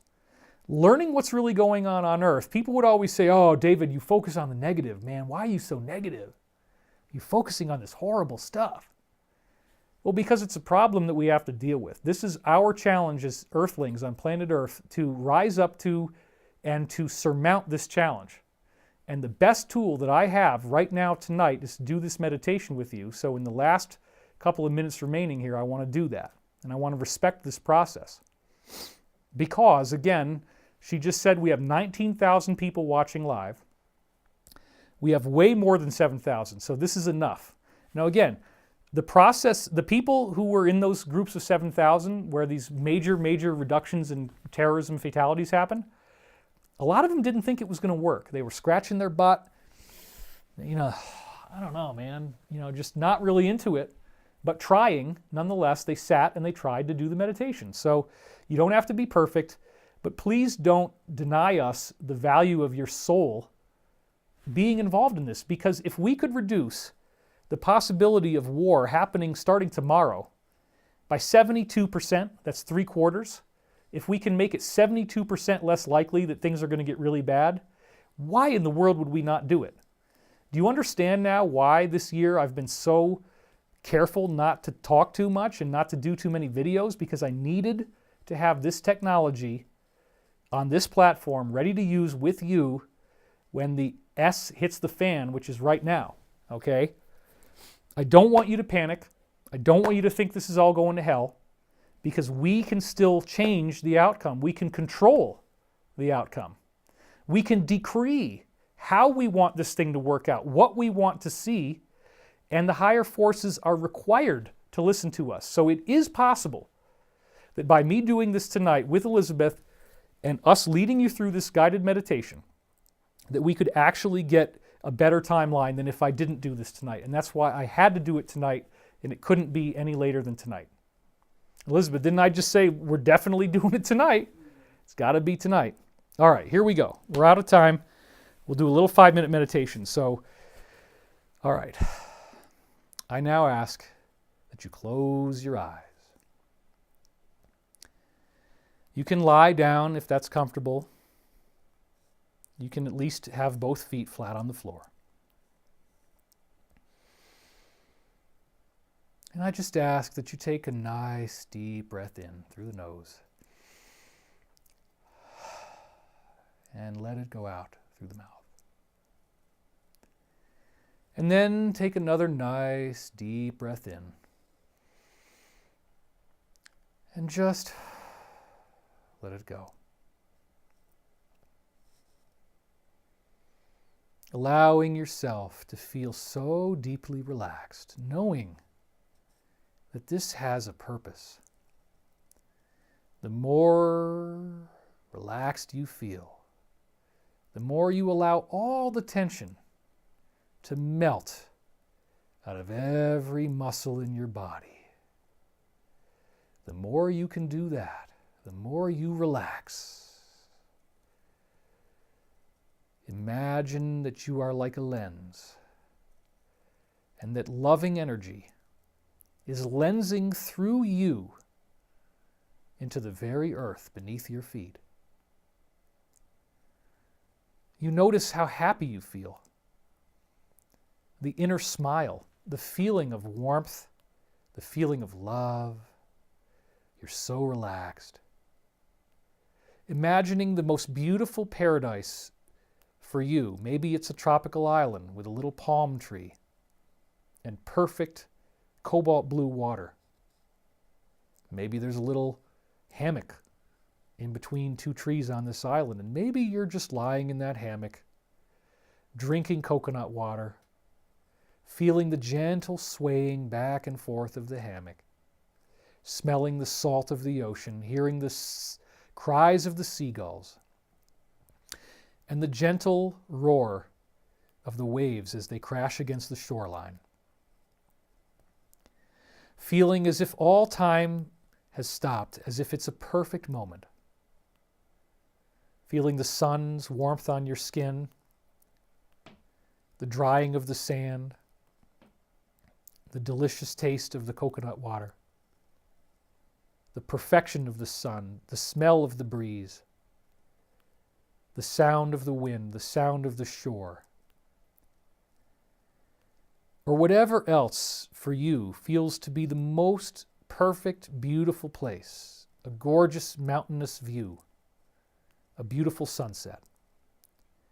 Whatever it is that keeps you relaxed so that you go deeper and deeper into a feeling of relaxation, satisfaction, and peace. Just let it happen. And I ask again that you visualize as you keep breathing, each breath, you are pumping light energy into this planet and sharing it with all others on Earth, lensing it in. Breathe and lens. Breathe this energy in and lens it out through you, out into the world, out into all others, and into the planet. And we ask at this time of great strain, we ask that these very important steps be done as peacefully as possible, that those working hard to save our planet from very upsetting events will be protected, that there will be minimal casualties, maximum success, minimum time, that they are guided and protected. All those who are alone, who are being betrayed by everyone they knew, surrounded by enemies, even those they thought they could trust, everyone is betraying at the last minute.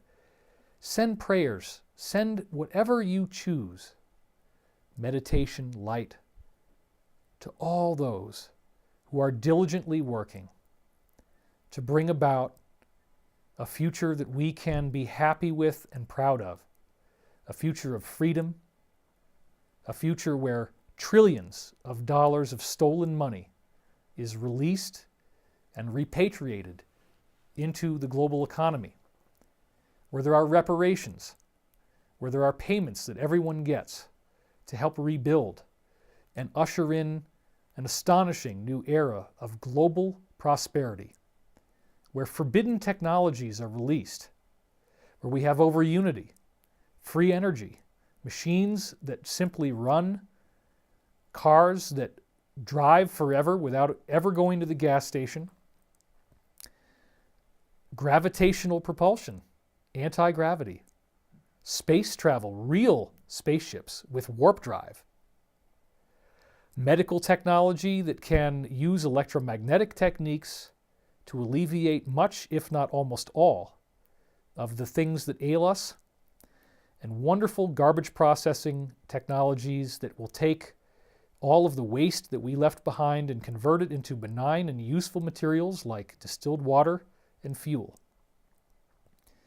All of these things are within our grasp. And the more relaxed you become, just imagine going through this transitional period on Earth smoothly, people feeling a sense of relief, people understanding it, people having the time to digest and process the information before anything else begins.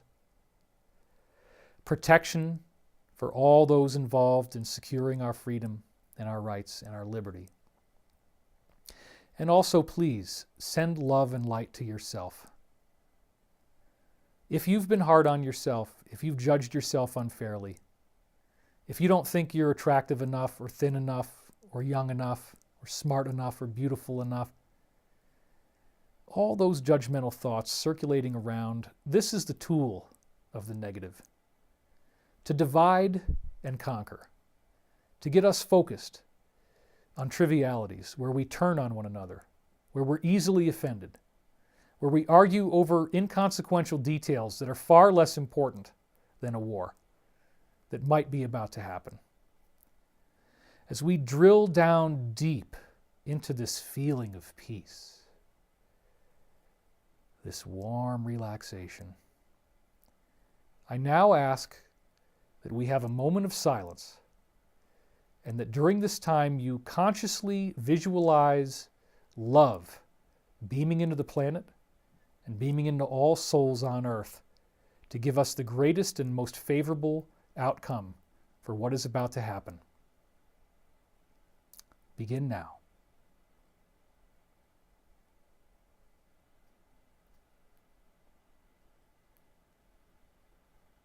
Let us take this energy that we've raised and let us intend, let us decree that we claim our sovereignty, we claim our freedom, we claim our right to exist on this planet, for our voices to be heard, and for our souls to matter.